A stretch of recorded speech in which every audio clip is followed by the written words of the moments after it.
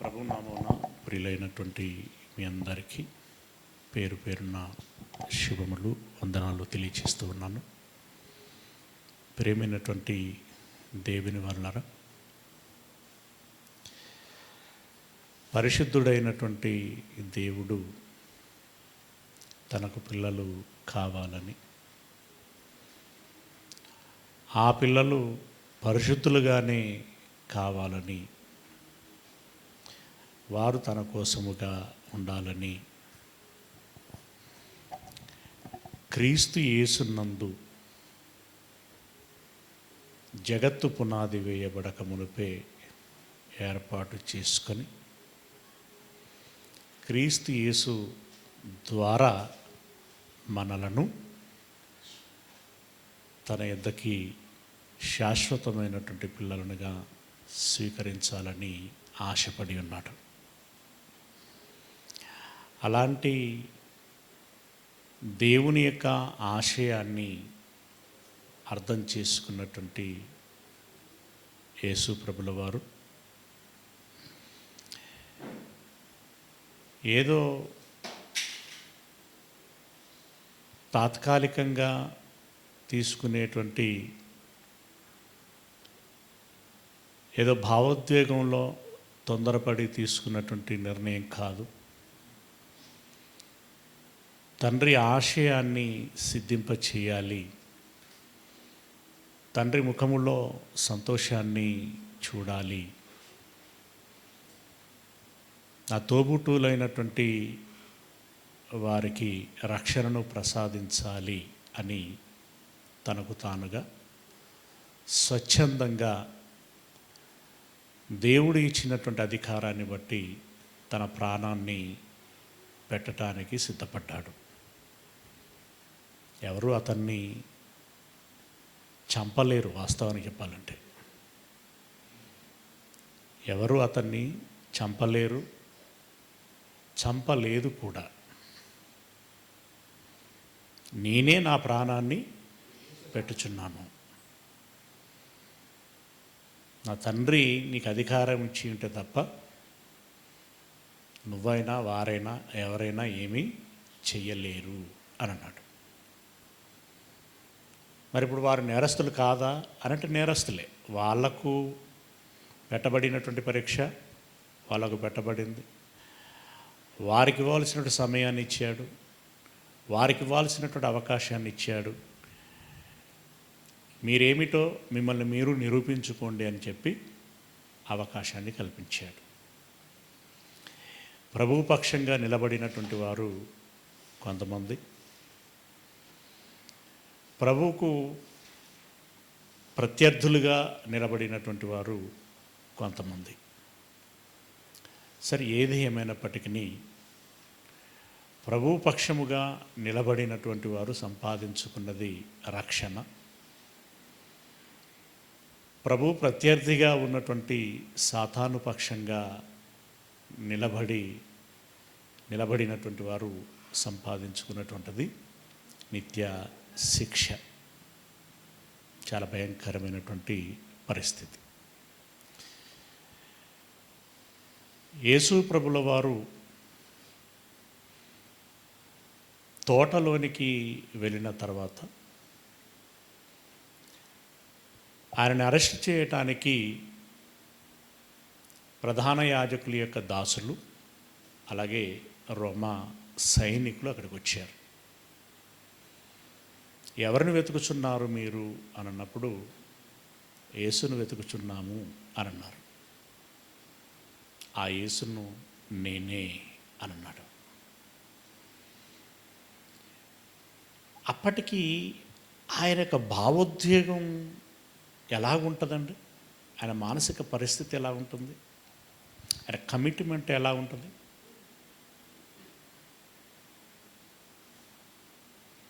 Yes I am అని అంటూ I am అన్నటువంటి ఆ మాటలో నిగూఢంగా దాగి ఉన్నటువంటి మాట ఏంటంటే, నేను రెడీగా ఉన్నాను, మీరు త్వరగా కానిచ్చేయండి అని అన్నాడు ఆయన. ఇస్కరియోతు యూదుతో నేరుగా చెప్పినటువంటి మాట అదే. రొట్టె పుచ్చుకోగానే అది సిద్ధమయ్యాడు. నువ్వు చేయదలుచుకున్నది త్వరగా కానీ అని చెప్పేసి అని అన్నాడు. అంటే ఈ మాటలన్నీ చెప్పేటప్పుడు ఆయన తండ్రిని గురించినటువంటి ఒక పరిపూర్ణమైనటువంటి ఆలోచన హృదయం నిండా నింపుకొని దానికి అతడు సంపూర్ణంగా సిద్ధపడి ముందుకు వచ్చినటువంటి వ్యక్తిగా మనకు కనబడుతున్నాడు. అయితే దీనికి సంబంధించినటువంటి వృత్తాంతములు అన్నీ కూడా మనకి 4 సువార్తల్లో ప్రోవి చేయబడి ఉంటాయి. ఈ దినమున లూకా సువార్తలో రాయబడినటువంటి సందర్భము ఏదైతే ఉందో దానిని మనం ధ్యానిద్దాం. లూకా సువార్త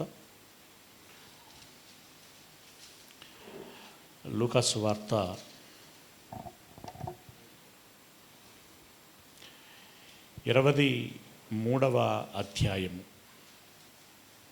లూకా సువార్త 23వ అధ్యాయము. ఆయన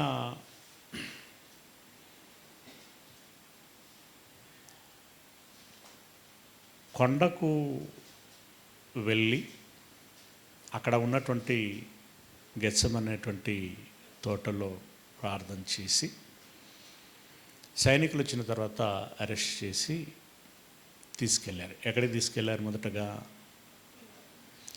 అన్న యొద్దకు తీసుకెళ్ళారు. ప్రధాన యాజకుడు అయినటువంటి కయప యొక్క మామ. అక్కడ విచారణ చేశారు. ఆ తదుపరి కయప యొద్దకు తీసుకెళ్ళారు. అంటే రాత్రి భోజనము చేసిన తర్వాత ప్రార్థనకు వెళ్ళినటువంటి 2వ జామున అరెస్ట్ అయినటువంటి ఆయన 3వ జాముకి యాజకుల దగ్గర ఉన్నాడు.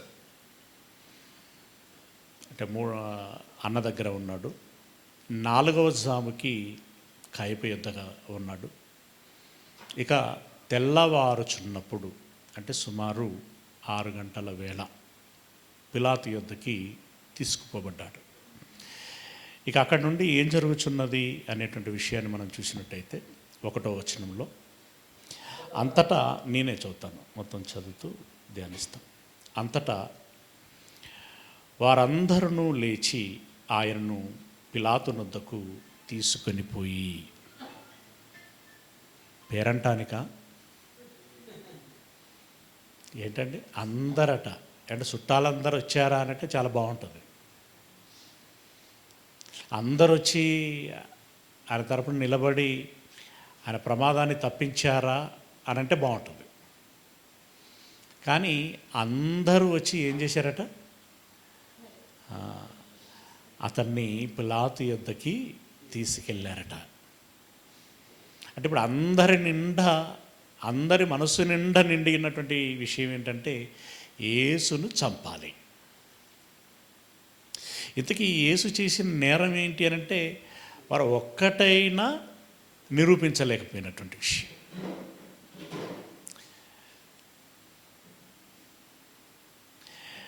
ఒకటైనా నిరూపించలేనటువంటి విషయం. ఎన్నెన్నో మోపారు. పండు కట్టొద్దన్నాడు అన్నారు. అలాగే నేనే రాజును అని అన్నారు. నేను దేవుని కుమారుడను అని అన్నారు. అలాగే ధర్మశాస్త్రాన్ని అధిగమిస్తున్నాడు, మోషేను అవమానిస్తున్నాడు అనేటువంటి విధానంలో రకరకాలైనటువంటి మాటలు మాట్లాడారు. ఇవన్నీ మదిలో పెట్టుకున్నటువంటి వారు నెపములు మోపుతూ నేరారోపణలు చేస్తూ ప్రజలందరి చేత దాన్ని ఒప్పించేటువంటి ప్రయత్నం విపరీతంగా చేశారు. అందులో పరిసయ్యులు మొదటి వరుసలో ఉన్నారు. కానీ వారికి వారే ఏంటది ఏవైతే నేరములు వాళ్ళు తయారు చేస్తున్నారో వాళ్ళందరూ కూర్చొని రౌండ్ టేబుల్ సమావేశంలో ఓకే మీ ఆరోపణలు బాగున్నాయి, కానీ దీనికి బలం లేదే అని మళ్ళీ వాళ్ళే రీకౌంటర్ ఇచ్చుకున్నారు. వీటికి ఆధారాలు లేవే అని చెప్పి వారే రీకౌంటర్ ఇచ్చుకున్నారు. అసలు వాళ్ళకు క్లారిటీ లేదు తెలుసా. అంటే మొత్తం 4 సువార్తలు మనం ధ్యానించినట్టయితే వారికి క్లారిటీ లేదు. ఎంతసేపు మన ఆగడాలు నడవనీయటం లేదు, మన పెత్తనం చెల్లనివ్వటం లేదు, మన రాబడికి గండి కొడుతున్నాడు, మనకు అభ్యంతర కారణంగా ఉంటున్నాడు. మనం ఇన్ని రోజులు ఏ అధికారాన్ని, ఏ ఆధిపత్యాన్ని చెలాయించామో అది చెలాయించకుండా చేస్తున్నాడు. ఇక మన సంతోషాలు, మన ఆనందాలు, మన వ్యాపారాలు, మన సుఖాలు ఎన్నెన్నో అనుభవిస్తూ వచ్చాము ఇన్ని రోజులు. మనల్ని అడిగేటోడు లేకుండే, మనకెదురు మాట చెప్పేటోడు లేకుండే.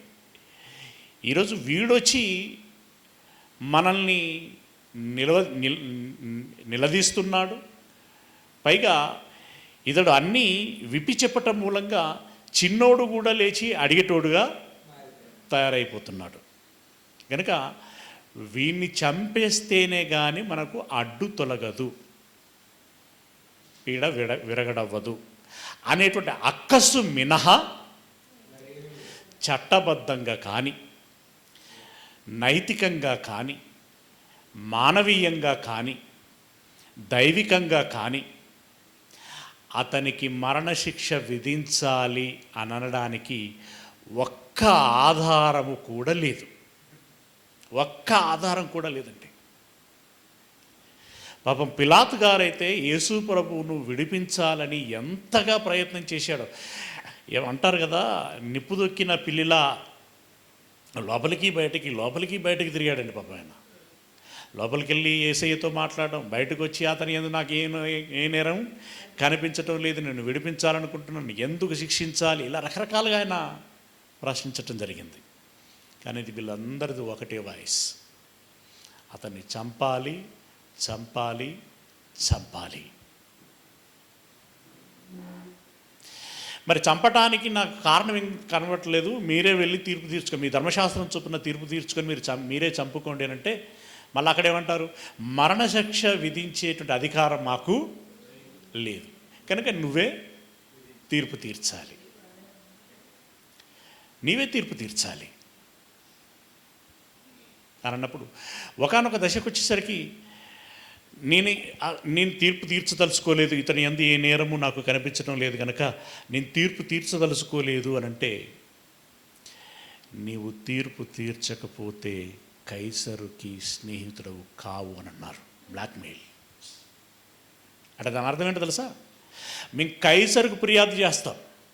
ఏమని, అయ్యా నేనే రాజునని వాడు ప్రకటించుకుంటున్నాడు, కైసరుకు పన్ను కట్టొద్దని చెబుతున్నాడని కనుక మేము ఒక అప్లికేషన్ డైరెక్ట్ రాసామనుకోండి, నీ పదవి ఊడిపోతుంది, జాగ్రత్త, నీ పదవి ఊడిపోవచ్చు, నీ ప్రాణమే పోవచ్చు, జాగ్రత్త. బెదిరించారండి. రకరకాలుగా మనుషులందరూ కలిసి, ఇక్కడ నాకు ఈ పదం చదవగానే చాలా అదనిపిస్తున్నది. ఏంటది, వారందరూ లేచి, ఏంటి వారి ఉమ్మడి ఆలోచన, ఏంటి వాడి ఉమ్మడి కోరిక, ఏమండి, ఏం ఉద్ధరించటానికి, ఏం సాధించటానికి, ఏమండి, సమాజానికి ఏం అందించటానికి, ఏ మేలు, ఏ ప్రయోజనం, ఎందు నిమిత్తం కంకణబద్ధులై ఉన్నారు, ఎందు నిమిత్తం ఇక్కడ ఐక్యమత్యంతో ఉన్నారు, ఎందు నిమిత్తము ఐకాస ఏర్పడింది అక్కడ.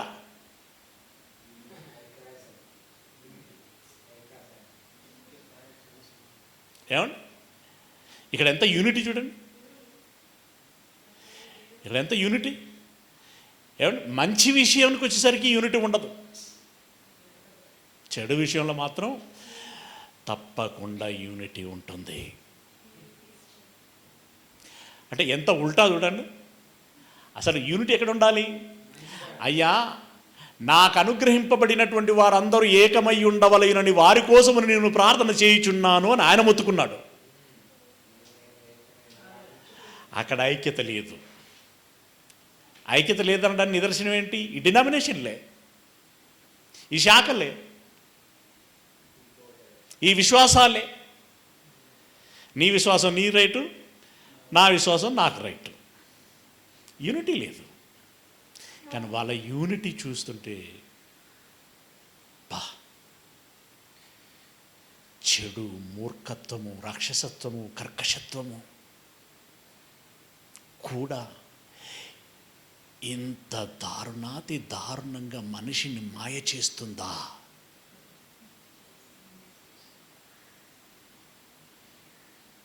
కదా, ఏం మాయ కదా. ఇప్పుడు అందరి స్వరం ఒకటేసరికి ఒక సామాన్యుడు ఏమనుకుంటాడు, వాళ్ళనేదే నిజం కావచ్చు అని అనుకుంటాడు. పైగా వీనికి ఏమైనా కాసింత వేరే అభిప్రాయం ఉన్నా కూడా ఆ అభిప్రాయాన్ని వ్యక్తం చేయలేనటువంటి పరిస్థితి ఏర్పడుతుంది. ఊరంతా ఒక వాయిస్లో ఉండి నేను మాత్రం నాదో తోవానంటే మేము వెలువేస్తాంరా అని అంటారు వాళ్ళు.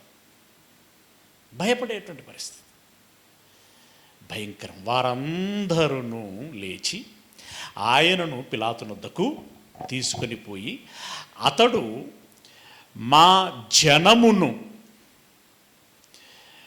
తిరుగబడ ప్రేరేపించుచు, జాగ్రత్త చూడండి, అసలు ఎవరనాల్సిన మాటలు ఎవరంటున్నారో చూడండి. ఇట్లా వివరించుకుంటూ పోతే మేబీ ఒక పేర కంప్లీట్ చేయడం కష్టమే. అంత నిగూఢత అందులో ఉంటుంది. అక్కడ చూడండి, ఇప్పుడు ఫస్ట్ వాళ్ళందరూ అన్న దగ్గరనే మనం చాలా ఆలోచించాల్సి వస్తుంది. అదొకట. తర్వాత రెండవ వచనంలో వాళ్ళు ఏమంటున్నారంటే, ఇతడు మా జనమును తిరగబడ ప్రేరేపించుచు. ఎవరిని తిరగబడ ప్రేరేపించాడండి? ఎవరి మీద తిరగబడి ప్రేరేపించాడు? దేవుని మీదనా, మోషే మీదనా, ధర్మశాస్త్రం మీదనా, భక్తి మీదనా, పరిశుద్ధత మీదనా, పవిత్రత మీదనా? దేని మీద తిరగబడ చేయించాడు? తిరగబడ జయించాడు అనంటే ఆ మాటకి నేను ఏకీభవిస్తాను. ఏ విషయంలో తిరగబడ జయించాడు అనంటే పాపం మీద తిరగబడ జయించాడు, సాతాను మీద తిరగబడ జయించాడు, భ్రష్ట సమాజం మీద తిరగబడ జయించాడు. సిగ్గులేదు వీరికి. తిరగబడ జయిస్తున్నారంటే మేము చేసేటువంటి ఈ మూర్ఖపు పనులు ఏవైతే ఉన్నాయో వీటి మీద జనాలకు చైతన్యం కలగజేయిస్తున్నాడని వాళ్ళు చెప్పకనే చెబుతున్నారు. తెలివి లేదు వాళ్ళకి. చావు తెలివిది, నాశనపు తెలివిది, నరకానికి వెళ్ళే తెలివిది. తిరగబడి చేయిస్తున్నాడట. తిరగబడి చేయించి బస్సులు తగలబెట్టాడా? సరే, అప్పుడు బండ్లు అనుకోండి, బండ్లు తగలబెట్టాడా, ఓడలు తగలబెట్టాడా, మనుషులను చంపించాడా, ధర్నాలు చేయించాడా? ఎక్కడన్నా ఒక నిరసన ఉందండి? కనీసం నిరసన గూడుపుటాన్ని చేసి బరబ్బ లెక్క ఏమైనా దారిదోపిడి దొంగతనం చేయించాడా? ఏం చేయించాడండి? నక్సలిజాన్ని పుట్టించాడా? ఉగ్రవాదాన్ని పుట్టించాడా? వీళ్ళు ఎంత ఆలవోక కానిస్తున్నారు చూడండి. దొంగలందరూ కలిసి ఇతన్ని నేరస్తునిగా చూపించాలి అనేటువంటి ఉద్దేశంతో తిరగబడ చేయించున్నాడు. మనందరికీ తెలిసిందే కదా, కైసరు రాజు కాదు, ఆయన మాట వినకండి అని ఎక్కడన్నా అన్నాడు ఆయన? అనలేదు. పైగా తదనంతరం పరిశుద్ధాత్మ ద్వారా చెప్పించిన మాట ఏంటి? మీరు రాజులకు, మీ అధికారులకు లోబడి వండండి అని చెప్పించాడు. పౌలు చెప్పాడంటే పరిశుద్ధాత్మ చెప్పాడు. పరిశుద్ధాత్ముడు ఎలా చెప్పాడు? నా వెనక వచ్చేవాడు నా వాటిలోనివి తీసుకొని మీకు బోధించును అని అన్నాడు. అంటే ఏం చెప్పించాడు ఆయన? అధికారులకు లోబడు అని చెప్పించాడు. ఆడెవడ ఒకడు ఉండి మీ గురువుకు పన్ను కట్టడా అనంటే ఆ మాట పరోక్షంగా విన్నటువంటి ఆయన వెంటనే పేతురు గారిని పంపించి ఆ చేపగర్భంలో నుండి కాసు తెప్పించి పన్ను కట్టాడు. అవునా? ఆయనది కట్టించాడు, తన శిష్యుడైనటువంటి పేతురుది కట్టించాడు. మిగతా వాళ్ళు మీకు పన్ను కట్టాలా లేదా అని అంటే అక్కడ కూడా ఒక కుయుక్తి. నువ్వు ఏమో మాట లేనివాడవనియు, ఎవరికి భయపడవనియు, నిర్మోహమాటంగా మాట్లాడతావనియు నిన్ను గురించి ఎరుగుతూ, అయితే కైసరుకు పన్ను కట్టాలంటావా వద్దంటావా?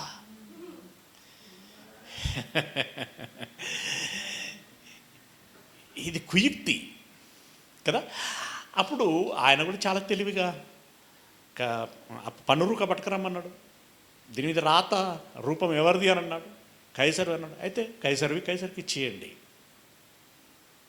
ఈయన దేవుని కుమారుడిగా ఈయనకు బాధ్యత ఉంటుంది కాబట్టి దేవుడిది దేవుడికి ఇవ్వండి అన్నాడు. ఎక్కడ న్యాయం చేశాడు? ఎక్కడ తిరుగుబాటు? అంటే ఒక అబద్ధాన్ని ఎంత నిస్సిగ్గుగా పుట్టించి ప్రచారం చేస్తున్నారు చూడండి. అబద్ధము అనేటువంటిది నిస్సిగ్గుగా రాజ్యం ఏలుచున్నప్పుడు ఇతడు మా జనమును తిరగబడ ప్రేరేపించుచు కైసరుకు పన్నియద్దనియు తానే క్రీస్తను ఒక రాజుననియు చెప్పగా మేము వింటిమని ఆయన మీద నేరము మోపసాగిరి. ఓకే, మొత్తానికి ఓ రాయేశిశిల్. తర్వాత ఇప్పుడు బంతి పిలాతు గ్రౌండ్లో పడ్డది. ఇప్పుడు పిలాతుకు వచ్చింది తంట. చూడండి, పిలాతు నీవు యూదుల రాజువా అని ఆయనను అడగగా ఆయన నీవన్నట్టే అని అతనితో చెప్పాను. ఎస్, నేను రాజును అని అన్నాడు. పిలాతు ప్రధాన యాజకులతోనూ జనసమూహములతోనూ ఈ మనిషిని యందు నాకు ఏ నేరమును కనబడలేదు అనెను. మీరు జాగ్రత్తగా గమనించండి. ఇప్పుడు రాజు అని చెప్పుకుంటున్నాడు అని చెప్పేసి వాళ్ళంటే ఈయన వచ్చి పిలాతు గారు యేసయ్యని అడిగాడు. ఇప్పుడు ఇక్కడ విషయం ఏంటంటే ఆ రోజు పస్కా దినము కనుక ఈ అధికార ఆవరణములోనికి రాకూడదు అనేటువంటి ఉద్దేశంతో వారు దాని వెలుపలనే ఉంటారు. యేసు ప్రభువుల వారు మాత్రం లోపలికి వెళ్ళారు. ఇప్పుడు అడగడానికి లోపల పోవాలైనా చెప్పడానికి బయటికి రావాలి, అది పరిస్థితి. ఇప్పుడు వాళ్ళు నేరం మోపారు. ఇప్పుడు అది అవునా కాదా అని చెప్పి విచారించాలి. యేసయ్య ఎద్దుకు వచ్చాడు. వచ్చి నువ్వు రాజువా అని అన్నాడు. వేరే సువార్తలు ఏముంటుందంటే ఈ మాట నీకై నువ్వే అడుగుచున్నావా, వాళ్ళు అడుగుమని నిన్ను అడిగితే అడుగుచున్నావా అని అన్నాడు. అప్పుడు పిలాతు అన్నాడు, నేనేమన్నా యూదున్నా అంటే పరోక్షంగా అన్నాడంటే వాళ్ళు చెప్తేనే నిన్ను అడుగుచున్నాను అని అంటాడు. అన్నప్పుడు అవును, నీవన్నట్టు నేను రాజునే. వెంటనే ఏమంటాడంటే అయితే నా రాజ్యము ఈ లోక సంబంధమైనది కాదు, నా రాజ్యము పరలోక సంబంధమైనటువంటిది. మరి పరలోక సంబంధమైనది అన్న తర్వాత ఇక నాకేం సమస్య, మా కైసరికి ఏం సమస్య? ఇప్పుడు ఇక్కడ ఈ రాజ్యం నువ్వు అంటే అక్కడ డీటెయిల్గా లేదు కానీ దాని ఇంటర్నల్గా అదే దాగి ఉంటుంది. ఇప్పుడు కైసర్ రాజ్యాన్ని నువ్వు ఒప్పుకుంటున్నావా? ఓకే, నా తండ్రి అవకాశం ఇచ్చిన తర్వాత నేను కాదనడానికి ఏముంటుంది? నేనే పన్ను కడుతున్నాను కదా, కట్టమని చెప్పాను కదా, దీన్ని ఒప్పుకుంటున్నాను నేను. నా రాజ్యం పరలోక సంబంధమైనది. అట్లని ఇక్కడేదో పిచ్చోళ్ళకి పరలోకం అంటాడు, రాజ్యం అంటాడు, రాజుని అంటాడు, పిచ్చోడ వీడు అని పిలాతు ఏం అనుకోలేదు. ఎందుకంటే ఈయన ఒక తత్వాన్ని బోధిస్తున్నాడు, ఒక సిద్ధాంతాన్ని బోధిస్తున్నాడు, ఒక భక్తి మార్గాన్ని బోధిస్తున్నాడు, ఒక సత్య మార్గాన్ని బోధిస్తున్నాడు, ప్రజలను సన్మార్గంలో నడిపిస్తున్నాడు. అంతిమంగా ప్రజలని సన్మార్గంలో నడిపిస్తున్నాడు, ఏం చెడగొట్టట్లేదు. కనుక ఇతని మూలముగా మా రాజ్యమునకైనను సామాన్య ప్రజలకైనను ఎవరికి ఏమీ నష్టము లేదు. అది ఓవరాల్గా నాకు అర్థమైనటువంటి, నేను మిగిలిన 3 సువార్తలను ఇందులో కలిపి చెప్తున్నాను. ఓకే, ఈయన యందు నాకు ఏ నేరం కనిపించట్లేదు. బయటకు వచ్చేసి ఓకే మీరేదో నేరం మోపారు, విచారణ చేశాను, బట్ నాకు అందులో ఏం నేరం కనిపించలేదు అని అన్నారు. వాళ్ళకి ఎలా ఉంటుంది? ఇప్పుడు మీ ఇంతగానం పని కట్టుకొని ఇంతమంది వచ్చి నేరం మోపితే ఈయన ఇంత సింపుల్గా వచ్చేసి నాకు ఏ నేరం కనిపించట్లేదా? ఒక్క రోజు కాదు, 2 రోజులు కాదు,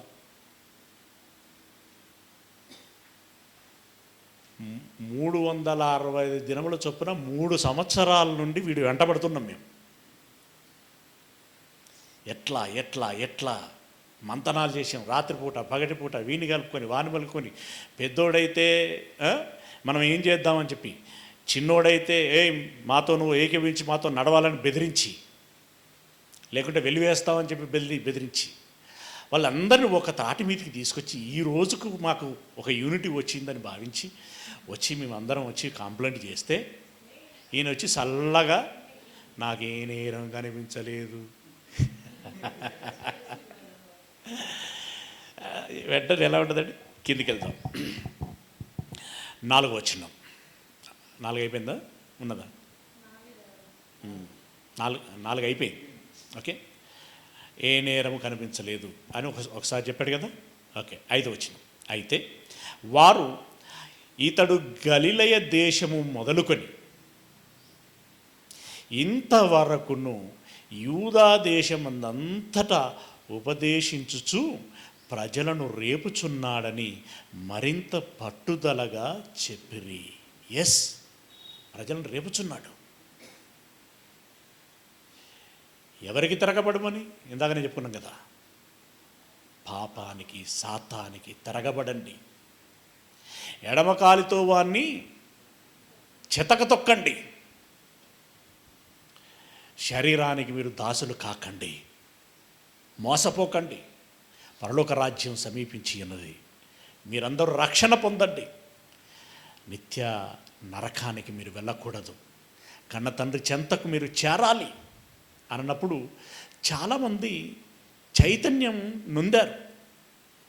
కొంతమంది అయితే ఏమన్నారంటే, ఇతడు వడ్లవాని కుమారుడు కదా, ఇతనికి ఇంత పాండిత్యము ఎక్కడి నుండి వచ్చాను? ముగ్ధులైపోయారండి, పరవశులైపోయారు. అతని మాటలు వినడానికి మైళ్ళ కొద్ది దూరం నుండి ప్రయాణం చేసి వచ్చారు. కొంతమంది అయితే సమస్తమును విడిచిపెట్టి ఆయన వెంటే ఉండటం ప్రారంభించారు. ఇది చైతన్యం. ఇప్పుడు ఉదాహరణకి ఆ 70 మంది శిష్యులు కావచ్చు, మిగతా కొంతమంది స్త్రీలు కావచ్చు, లాస్ట్కు ఈ 12 మంది 11 మంది శిష్యులే కావచ్చు, వీళ్ళేమైనా సమాజానికి హాని చేశారా? ఏం లేదు. వీళ్ళెవరు సమాజానికి ఏం హాని చేయలేదు. మరి ఎలా అనగలుగుతారు? ఎలా అనగలిగారు అనంటే, వాత వేయబడిన మనస్సాక్షి కనుక. వాడికంటూ మంచి మనసాక్షి లేదు, మంచి మనస్సు లేదు, విచక్షణ లేదు. ఇప్పుడు ఆయన ఏ నేరము నాకు కనిపించట్లేదు అని అన్న తర్వాత కూడా వీరు మళ్ళీ అదే పాట పాడారు. గలిలయ దేశం మొదలుకొని సమరయ, యూదయ, ఇప్పటి వరకు అయ్యా వీడిని అరెస్ట్ చేసి పట్టుకొచ్చేదాకా కూడానయ్యా అని అంటున్నారు. ఈ దేశమందంతటా బోధిస్తూ రేపుచున్నాడు అని అన్నారు. తర్వాత నాకు వచనం మీరు జ్ఞాపకం చేయాలి. 6వ వచనం. పిలాతు ఈ మాట విని, ఈ మనుషుడు గలిలయుడా అని అడిగి, ఆయన హేరోదు అధికారం క్రింద ఉన్న ప్రదేశపు వాడని తెలుసుకొని హేరోదు నొద్దకు ఆయనను పంపెను. హేరోదు ఆ దినములలో యెరూషలేములో ఉండెను. అయితే విషయం ఏంటంటే, ఇప్పుడు మన దేశం భారతదేశం, ఇందులో రాష్ట్రాలు ఉన్నాయి. ఈ రాష్ట్రాలలో తెలంగాణకు ప్రస్తుతం రేవంత్ రెడ్డి ముఖ్యమంత్రి, ఆంధ్రప్రదేశ్కి చంద్రబాబు నాయుడు. Like that. గలిలయ అనేటువంటి ఒక ప్రాంతానికి గవర్నర్గా పిలాతు ఉన్నాడు. అప్పుడు ఆ ప్రాంతం గవర్నర్ పరిపాలన ఉంది. అప్పుడప్పుడు కొన్ని రాష్ట్రాలు గవర్నర్ పరిపాలనలు ఉంటాయి కదా, రైట్, అది గవర్నర్ పరిపాలన ఉంది. గలిలయ అనేటువంటిది హేరోదు అనేటువంటి రాజు పరిపాలన, అంటే సామంతరాజు అనమాట, అతని పరిపాలన. ఇప్పుడు ఈయన నేటి బర్త్ ప్లేస్ ఏది? బర్త్ ప్లేస్ అనొద్దు, బర్త్ అంటే బెత్లెహేంలో పుట్టాడు, కానీ నేటివ్ ప్లేస్ అని చెప్పాలి. ఆయన పెరిగిన ప్రదేశం నజరేత్ కదా. ఈ నజరేత్ అనేది గలిలయలో ఉంటుంది. అయితే ఇక్కడ వీళ్ళు అది కాదు, ఎక్కడ పుట్టాడు ఎక్కడ పెరిగాడు అనేది కాదు వాళ్ళ ఉద్దేశం. ఎక్కడెక్కడ తిరిగారు, ఏమని బోధించాడు అనేది అక్కడ వాళ్ళ పాయింట్. అయితే ఇక్కడ ఇతడు ఈ ఒక్క యూదయ దేశంలోనే కాదు, వీళ్ళు చెప్పదలసిన ఉద్దేశం ఏంటంటే ఈ ఒక్క యూదయ దేశంలోనే కాదయ్యా, వీడు గలిలయలో బోధించాడు, సమరయలో బోధించాడు, యూదయలో బోధించాడు అని అన్నాడు. అనగానే గలిలయలో బోధించాడా, గలిలయకి ఈయనకైనా ఇక ఆ మాటలు లేవు, బట్ మనకు అదే అర్థమవుతుంది. గలిలయకి ఈయనకేమైనా సంబంధం ఉందా? సంబంధం ఉండడం ఏంటండి, వాని ఊరే గలిలయలో నజరేత్ అనే ఊరు. నజరేతు వాడా వీడు, నజరేతు వాడా ఇతడు. అయితే మన పోలీస్ వాళ్ళు ఏమంటారు, ఏదైనా సమ్ కేసు ఎఫ్ఐఆర్ చేయాలి అని అంటే, ఇప్పుడు ఇన్సిడెంట్ ఇక్కడ అయిందనుకోండి, మీది ఏ ఊరు అని అంటాడు, మాది పూడూరు అన్నాం అనుకో, అయితే అక్కడ పోలీస్ స్టేషన్ అంటాడు. అట్లా కొన్ని ఉంటాయి అన్నమాట. అయితే ఇక్కడ ఇది ఈయనకు పిలాతుకు క్లిష్టం అవుతుంది కదా. అది ఇప్పుడు ఇక్కడ నేరం లేదు, వాళ్ళేమో శిక్షించు అని మందకొడిగా వచ్చేసారు. ఓ తలనొప్పిగా ఉంది, మధ్యలో ఈయనకు కొంచెం సందు దొరికింది. ఏంది, హేరోదు రూపంలో సందు దొరికింది. అమ్మయ్య, అయితే ఇతడి హేరోదు పరిపాలన కింద ఉన్నాడు కదా, అయితే మీరు హేరోదు దగ్గరికి వెళ్ళండి అని అన్నాడు. కథ ఏదో ఇతని దగ్గరనే ఓడగొట్టుకుందాం అంటే మళ్ళీ హేరోదు అంటాడేంది, వాళ్ళకు తలనొప్పి. ఎంత తొందరగా అయిపోతే అంత మంచిది కదా, పొడిగింపబడతా ఉంటే వాళ్ళకి ఇక హెడ్ఏక్. సరే తప్పదు, పిలాతు హేరోదు దగ్గరికి పంపించాడు. ఇప్పుడు హేరోదు దగ్గరికి తీసుకుపోబడ్డాడు. ఎన్నో వచనం, 8వ వచనం.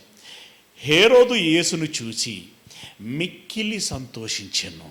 వై అంటే యేసు కార్యముల గురించి, మాటల గురించి అది వరకే ఆయన చెవిలో పడ్డాయి. అప్పుడు మనసులో అనిపించుంటుంది, ఒకసారి యేసును కలిస్తే బాగుండు అని. ఫేస్తో కూడా అనిపించుండే.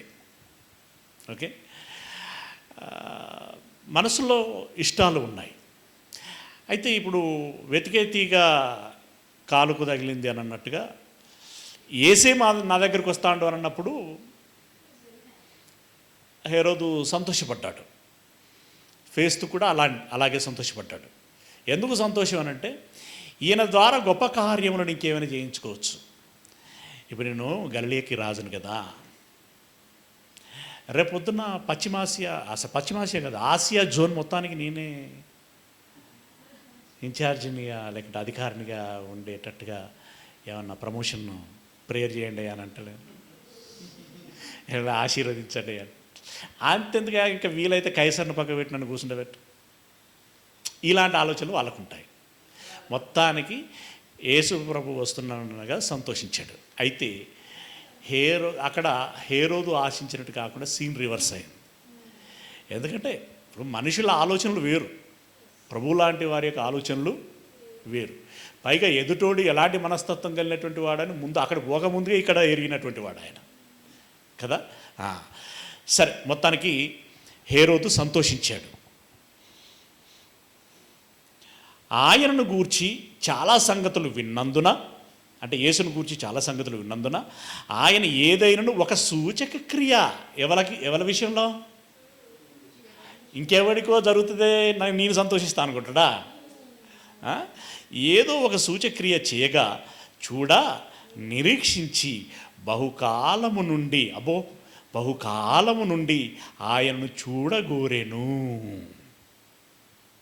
ఓకే, సరే, ఆయన ఆశ ఆయనకుంది, ఏదైంది మొత్తానికి.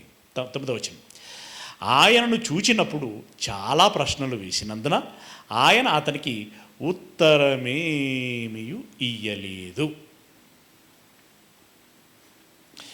ఇప్పుడు తీరిగ్గా నీ దగ్గరికి వచ్చిన తర్వాత నీకు కావాల్సినటువంటివన్నీ దృష్టిలో పెట్టుకొని అడుగుతాను. ఇన్ని రోజులు ఎందుకు సపోర్ట్ చేయలేదు, నువ్వు ఇన్ని రోజులు ఎందుకు రాలేదు, పోనీ అంతా అదనుకుంటే నన్నే ఎందుకు పిలవలేదు, ఇప్పుడు అడుగుచున్నా. ఇప్పుడు నేను వివరణలు ఇచ్చి నీకేదో మేలు చేసి నీ దగ్గర సింపతి పొందుకొని మళ్ళీ నేను కేసు కొట్టిపించుకునేటువంటి ఆలోచనలో లేను. ఇప్పుడు మళ్ళీ నా సంకల్పం దెబ్బతింటుంది. అది అనవసరం. ఆయన ప్రశ్నల మీద ప్రశ్నలు ఎన్నెన్నో అడుగుతున్నాడట. ఆయనేమో ప్రశ్నల వ్రతం చేస్తాడు, ఈయనేమో మౌన వ్రతం చేస్తాడు. ఇప్పుడు ఒకటి అడిగాడండి, ఇప్పుడు ఆ క్షణానికి యేసయ్య మీద రెస్పెక్ట్ ఉంటుంది హేరోదుకి. ఏదో ఆశతో ఆతృతగా అడిగాడు. ఫస్ట్ ప్రశ్నకి సమాధానం లేదు. పోనీ ఇది కొంచెం నచ్చలేదేమో, అదంతా ఆయన దృష్టిలో అది ఇంపార్టెంట్ కాదేమో. రెండోది, ఫస్ట్ ఆయన కోరిక లేదా భార్య కోరిక, పిల్లల కోరిక, ఇట్లా ఏదో ఉంటుంది కదా, ఏదేదో అడిగాడు. రెండవది సమాధానం లేదు. ఏంది చెప్పట్లేదు. మూడవది, అబ్బో గర్వం బాగానే ఉన్నట్టున్నది, అదే అట్టే ఉంటుంది కదా. నాలుగవది, ఐదవది, సిర్రెత్తుకొచ్చింది. ఊళ్ళకడు పలకడేంది, కోపం వచ్చేసింది. వచ్చి ఏం చేశాడు చూడండి, ఆయన ఏం సమాధానం ఇవ్వలేదు. ప్రధాన యాజకులను శాస్త్రులను నిలబడి ఆయన మీద తీక్షణముగా నేరము మోపిరి. వీళ్ళేమో, ఆయనేమో మౌనవ్రతంలో ఉన్నాడు, వీళ్ళేమో వాడు ఏం చేశాడంటే యా అని చెప్పి శాస్త్రోడు చెప్తున్నాడు, యాజకుడోడు చెప్తున్నాడు, చిన్నోడోడు చెప్తున్నాడు, పెద్దోడోడు చెప్తున్నాడు, చెప్పుడు ధారావాహికంగా వారు చెప్తున్నారు. ఇప్పుడు వీళ్ళు చెప్పుకుంటున్నారు, ఆయన మౌనంగా ఉంటున్నాడు. ఇప్పుడు కాస్త ఆయన హృదయం ఎవరి వైపు డైవర్ట్ అవుతుంది?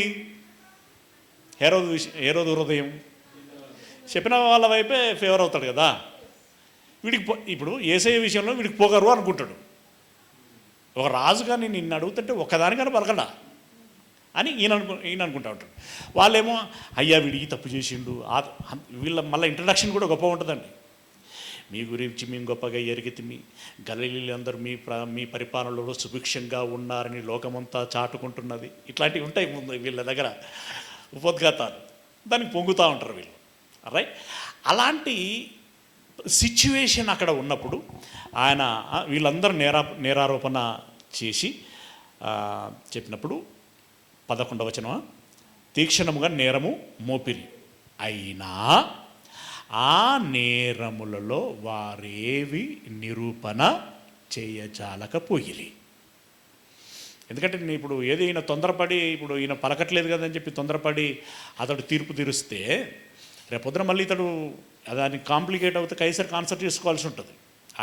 ఆయనకు ఉంటుంది కనుక ఒక విధంగా అంటే అక్కడ రాయబడలేదు పదాలు, కానీ ఆయన కూడా నేను ఇతనికి ఏ శిక్ష విధించలేను. అసలు ఇష్యూ మా దగ్గర ఏం లేదే, మా ఊరోడే కావచ్చు, మా దేశపోడే కావచ్చు, కానీ ఇక్కడ కేసులు లేవు ఆయన మీద. ఇప్పుడు మీరందరూ యూదులు కదా, మరి కేసు అక్కడ కదా, అక్కడ స్టేషన్కే వెళ్ళాలి అన్నాడు. మళ్ళీ పిలాత్ ఏమో ఈయన బర్త్ ప్లేస్కి అక్కడ వెళ్ళి కేసు పెట్టండి అని పిలాత్ అన్నాడు. లేదు ఇష్యూ అక్కడ జరిగింది కాబట్టి అక్కడికే వెళ్ళి కేసు పెట్టండి అని చెప్పేసి మళ్ళీ చెప్పింది. ఇక్కడికి అక్కడికి ఇదేందిరా అని చెప్పేసి వాళ్ళ బాధ. మొత్తానికి అక్కడికి వెళ్ళండి అన్నాడు. సరే ఏదేమైందో కానీ పిలాతుకు మాత్రం యేసు ప్రభువుల వారి పట్ల ఆ గౌరవం అనేటువంటిది ఒక మూలన కొంత ఉందండి. అందుకే ఆయన ఏం చేసేటంటే, అంటే వచ్చిన వారికి శాలువ కప్పి మర్యాద చేసినట్టుగా ఇతనికి కుట్టు లేకుండా, మనుషులు కుట్టకుండా నేయటమే ఒక వస్త్రంగా నేస్తారట. అది ఎంత టాలెంట్ చూడండి. ఆ నిలువుటంకి, అది కూడా ఎలాంటి నిలువుటంగట? 11వ వచనంలో 11వ వచనం, హేరోదు తన సైనికులతో కలిసి ఆయనను తృణీకరించి అపహసించి ఆయనకు ప్రశస్తమైన వస్త్రము తొడిగించి పిలాతునొద్దకు మరలా పంపెను. అంటే ఇటు కోపానికి కోపం ఉంది, గౌరవానికి గౌరవం ఉంది. అడగనందు కోపం. ఏం చేశాడట? తృణీకరించి, ఇక మనకి పనికిరాడు పంపించేసి, అపహసించి, ఏదో మేధావి ఇట్లా చెబుతాడు అట్లా చెబుతాడు అని అంటే ఒక మాటకు సమాధానం చెప్పడేంది? ఆ రకమైనటువంటి అపహాస్యం అనమాట. అపహాస్యం చేసి ప్రశస్తమైనటువంటి, చాలా అంటే విలువైనటువంటిది, రాజులు మాత్రమే ఖరీదు చేయగలిగేటువంటి వస్త్రం అది. ఆ వస్త్రము ఒకటి తొడిగించి పిలాతునొద్దకు మరలా పంపెను. అంతకు ముందు హేరోదును పిలాతును ఒకరికొకడు శత్రువులై ఉండి ఆ దినముననే యేసు పుణ్యమా అని ఒకరికి ఒకడు మిత్రులైరి. అది అది రాజకీయ కారణాలు, అవి వేరు. మొత్తానికైతే అంతకుముందు మాట్లాడుకునేటోళ్ళు కాదట. ఈ సంఘటనను బట్టి వాళ్ళు మాట్లాడుకున్నారట ఆ రోజు. సరే, అది పక్క పెట్టండి. తర్వాత 13వ వచనం. అంతటా పిలాతు ప్రధాన యాజకులను, అధికారులను, ప్రజలను పిలిపించి, మళ్ళా మొదటికి వచ్చింది కేసు. మళ్ళా ప్రజలను పిలిపించాడు. ప్రజలు తిరగబడినట్లు చేయుచున్నాడని మీరు ఈ మనుష్యుని నా యొద్దకు తెచ్చితే, ఇదిగో నేను మీ ఎదుట ఇతనిని విమర్శింపగా మీరు ఇతని మీద మోపిన నేరములలో ఒకటైనను నాకు కనబడలేదు. అంటే మళ్ళీ తిరిగి కేసీన దగ్గరికి వచ్చిన తర్వాత మళ్ళీ వాళ్ళ వయసు అదే, తిరగబడ చేయిస్తున్నాడు అని చెప్పేసి మళ్ళీ యేసును విచారించాడు. మళ్ళీ అతనికి ఏమీ కనిపించలేదు. కనిపించకపోతే మళ్ళీ వారితో చెప్పాడు. ఏమని చెప్పాడు? ఇతని యందు నాకు ఏ నేరము కనిపించలేదు. ఇది ఎన్నోసారి?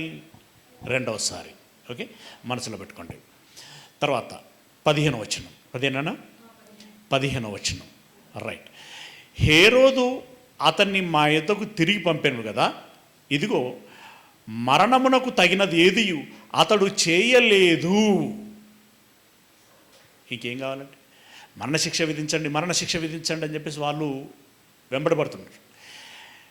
కానీ ఆయన ఏమంటున్నాడంటే, అంటే ఆయన ఉద్దేశం, ఆయన మేబీ అది ఇంటర్నల్గా పెట్టుకొని కనీసం మధ్య అంటే ఏ చిన్న అవకాశం వచ్చినా కూడా దాన్ని తీసుకుందాం అనేటువంటిది పిలాతు యొక్క ఉద్దేశం. ఇప్పుడు చంపాలనేటువంటిది వాళ్ళ కక్ష. కనీసం చంపకుండా ఏదో 4 చెంపదెబ్బలు కొట్టని పంపిద్దాం, అంటే ఉన్నంతలో కొంత మేలు చేద్దాము అనేటువంటిది ఆయన ఉద్దేశం. సరే, మీరు ఏమైనా ఉంటే చూద్దాం, చిన్నపాటి శిక్ష ఏదైనా వేద్దాం కానీ, ఒక 4 కొరడా దెబ్బలు కొట్టిద్దాం కానీ మరణ శిక్ష వేసే అంత తీవ్రమైనది అయితే నాకేం కనిపించట్లేదు అని అన్నాడు.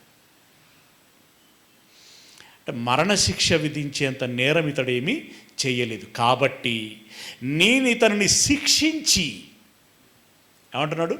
నేను ఇతన్ని శిక్షించి విడుదల చేయుదునని వారితో చెప్పగా వారందరూ వీరిని చంపివేసి అంతకు కావాలంటే మాకు బరబ్బను విడుదల చేయమని ఏకగ్రీవంగా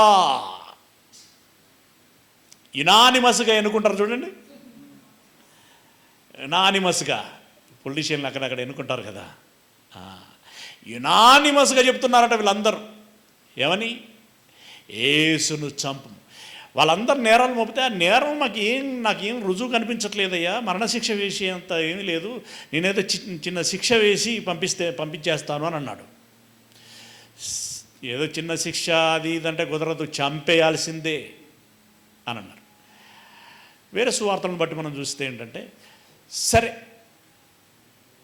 చంపేయాలంటున్నారు. అయితే మీకు మన దగ్గర ఒక వాడుకున్నది కదా, ప్రతి పస్కా పండుగకి ఒక వ్యక్తిని విడుదల, ఒక నేరస్తుని విడుదల, ఒక ఖైదీని విడుదల చేయటం మన వాడుక.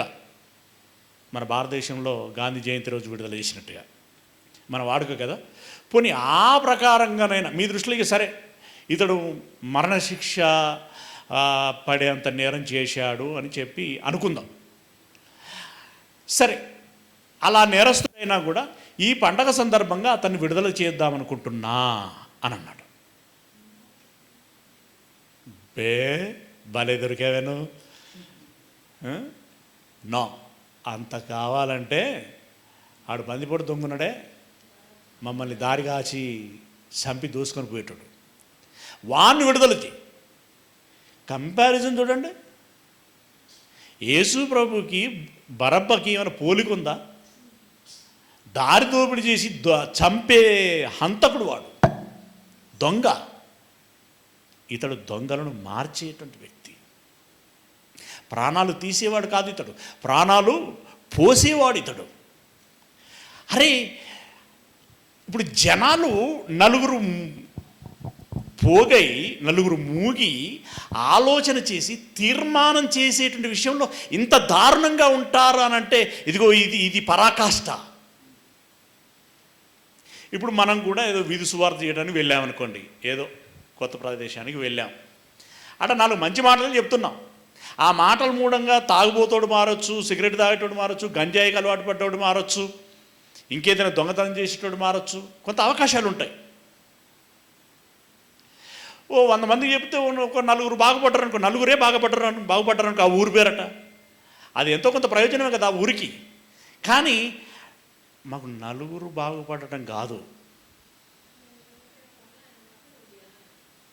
ఇప్పుడు వాళ్ళ కోణం ఎలా ఉంటుందంటే, ఇప్పుడు ఆ ఊరిని బాగు చేద్దామనేటువంటి ఉద్దేశంతో వీళ్ళు వెళితే వాళ్ళు ఏమంటారు తెలుసా? మీ దేవుడు మాకొద్దు, మీ సువార్త మా ఊరికి వద్దు, క్రైస్తవులు ఎవరు ఈ ఊరిలోనికి రావద్దు, పాస్టర్లు ఎవరు ఈ ఊరిలోనికి రావద్దు. బోర్డులు, హెడ్డింగ్లు. అంటే దాని అర్థం ఏంటో తెలుసా? మేము నాశనం అవుతాం,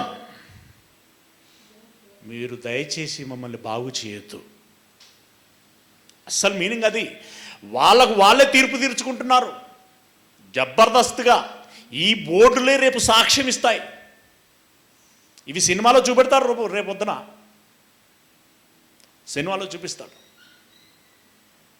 మేము బాగు చేస్తా ఉన్నానంటే, ఇప్పుడు వీళ్ళు మాట్లాడే మాటలు సోషల్ మీడియాలో ఎలా ఉంటాయంటే, వీళ్ళు వచ్చి మన దేశ సంస్కృతిని, సాంప్రదాయాన్ని పాడు చేస్తున్నారు, మన సమాజాన్ని పాడు చేస్తున్నారు, మన భక్తిని పాడు చేస్తున్నారు, మన దేశాన్ని భ్రష్టు పట్టిస్తున్నారు. వాళ్ళు అలాంటోళ్ళు, ఇలాంటోళ్ళు, ఈ మాయ చేస్తారు, ఆ మాయ చేస్తారు, రకరకాలుగా ఆక్షేపణలు చేస్తున్నారు. అనధికారికంగా ఊరంతా తీర్మానం చేసి శిక్షలు కూడా విధిస్తున్నారు. ఎంత దారుణమైనటువంటి విషయం అంటే, పచ్చి దగ, పచ్చి కర్కశత్వం, చాలా దారుణమైనటువంటి విషయం. అంటే ఇప్పుడు 10 మంది చెడు వైపు ఉన్నా కూడా అక్కడ అది ఎలా ప్రచారం అవుతున్నది, ఎలా వ్యక్తమవుతున్నది అంటే, ఈ 10 మంది చెప్పేదే రైటు, వాడు ఒకళ్ళు ఇద్దరు వచ్చి చెప్తున్నటువంటి సువార్త తప్పు అనేటువంటి ధోరణిలో వెళ్ళిపోతున్నది. ఇప్పుడు ఇక్కడ కూడా మాకు, అరే వీడు మిమ్మల్ని దోసుకునేటోడు రా బాబు, అయినా పర్వాలేదు, అతన్నే విడిచిపెట్టుము. మరి ఇతడి నిర్దోషి, ఇతడికి మరణశిక్ష విధిస్తే ఆ దోషం నాకంటుకుంటుంది అన్నాడు పిలాతు. ఆ దోషం, ఆ పాపం నాకంటుకుంటున్నది, అంటుకుంటుంది అన్నది. అంతకుముందు రాత్రి వాళ్ళ ఆవిడే చెప్పింది, దర్శనంలో దేవుడు ఆమెకి తెలియజేశాడు, ఇతని గురించి దేవుడు నాకు తెలియజేశాడు, సుమా అతని విషయంలో నువ్వు మరణశిక్ష విధించావు, వద్దు అన్నది ఆమె. ఆయనకు కొంత ఆయన పట్ల గౌరవం ఉంది, భార్య చెప్పిన మాటను బట్టి మరింత ఆయనలో ఆ భయం చోటు చేసుకున్నది. భయం చోటు చేసుకొని ఈ పాపము నేను మూట కట్టుకోలేను అని అన్నాడు ఆయన. ఆ సారాంశం అదే వస్తుంది. ఈ పాపం నేను మూట కట్టుకోలేను అంటే, నాకు ఈ నిస్సిగ్గుగా, ఈ లజ్జ లేకుండా, నినగ్నంగా ఇలా బరిదగించి, ఈ పదాలు ఇక ఎన్నిసార్లు వాడాలా అని వాడలేకపోతున్నా. ఏమంటే వాళ్ళు ఏమన్నారంటే, నిర్లజ్జగా ఏమన్నారు అనంటే, ఆ రక్తము మా మీదను మా పిల్లల మీదను ఉండును గాక అన్నారు. ఇంతకంటే పరాకాష్ఠ ఏముంటుందండి? నోరారా, అతన్ని చంపిన ఆ పాపం మా మీద మా పిల్లల మీద ఉండును గాక. ఎవడు తీర్పు తీర్చాలి ఇంకా నీకు? నువ్వే తీర్పులు తీర్చుకున్నావు. దేవుడు పైన ఏమనాలి? తదాస్తు అనాలి, అంతే. మహేందర్ ఆమెనంటాడు.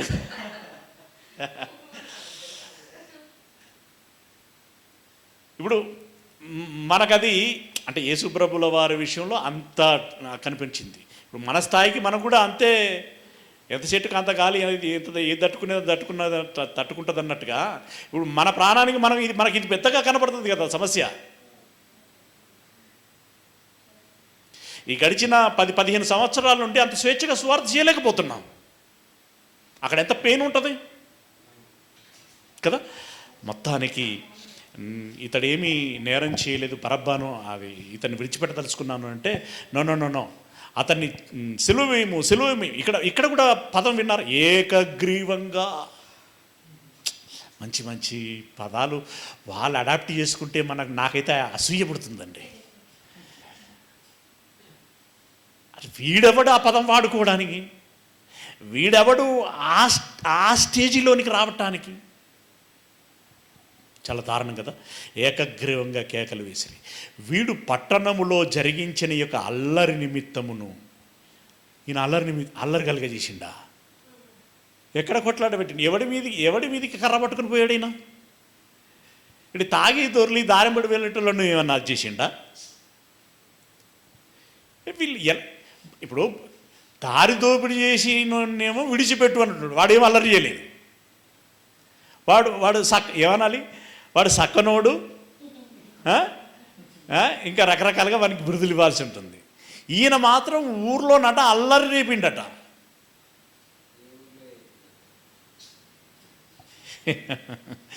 ఆ పదాలు చూస్తుంటే నిజంగా చదువుతుంటే చాలా బాధేస్తూ ఉంటుంది.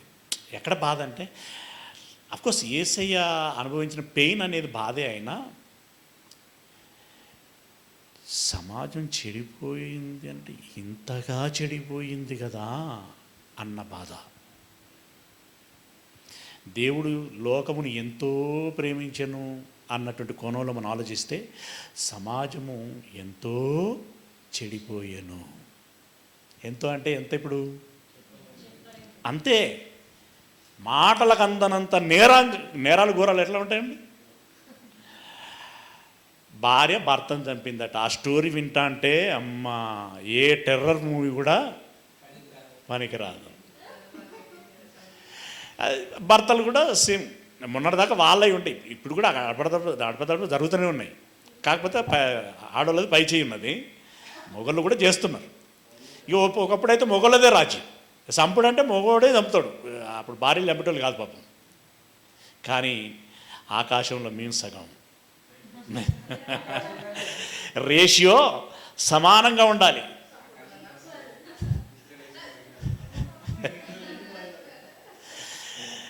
అవి చదువుతుంటే మీరు గమనించి ఉంటారు కదా, వర్ణించవసరం లేదు కదా, గగురుపాటు కలిగిస్తుందండి. ప్రియుడితో కలిసి భర్తను చంపిన భార్య,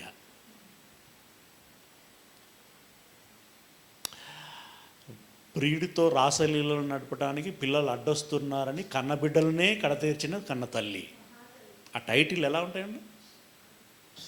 ఎట్లా చంపింది మరి అంటే, గొంతు పిసుకు ఒకరట, నీళ్ళ ట్యాంకులు వేసి ఒకరట, విషయం పెట్టి కొందరు. ఇక దాన్ని ఏమనాలి? ఎంతో చెడిపోయింది, అంతే కదా. అంతే, ఇంత చెడిపోయింది. ఎక్కడ ఎన్నవచనం అయ్యా? 19వ వచనం. వీడు పట్టణంలో జరిగించిన యొక్క అల్లరి నిమిత్తమును నరహత్య నిమిత్తమును చెరసాలలో వేయబడినటువంటి వాడు. ఎవడు? బరబ్బా. ఎందుకు వెళ్ళాడట జైలుకి? అల్లరి నరహత్య చేసినందుకు వాడు పోయాడట. వాణ్ణి విడిపించాలి అని వీళ్ళు అడుగుతున్నారు ఏకగ్రీవంగా. తర్వాత వచనం 21 వచనం, 20 వచనం. పిలాతు యేసును విడుదల చేయగోరి, పాపం ఆయన బాధ చూడాలి ఇప్పుడు కదా. పిలాతు యేసును విడుదల చేయగోరి వారితో తిరిగి మాట్లాడినను వారు వీనిని సిలువ వేయుము అని కేకలు వేసిరి.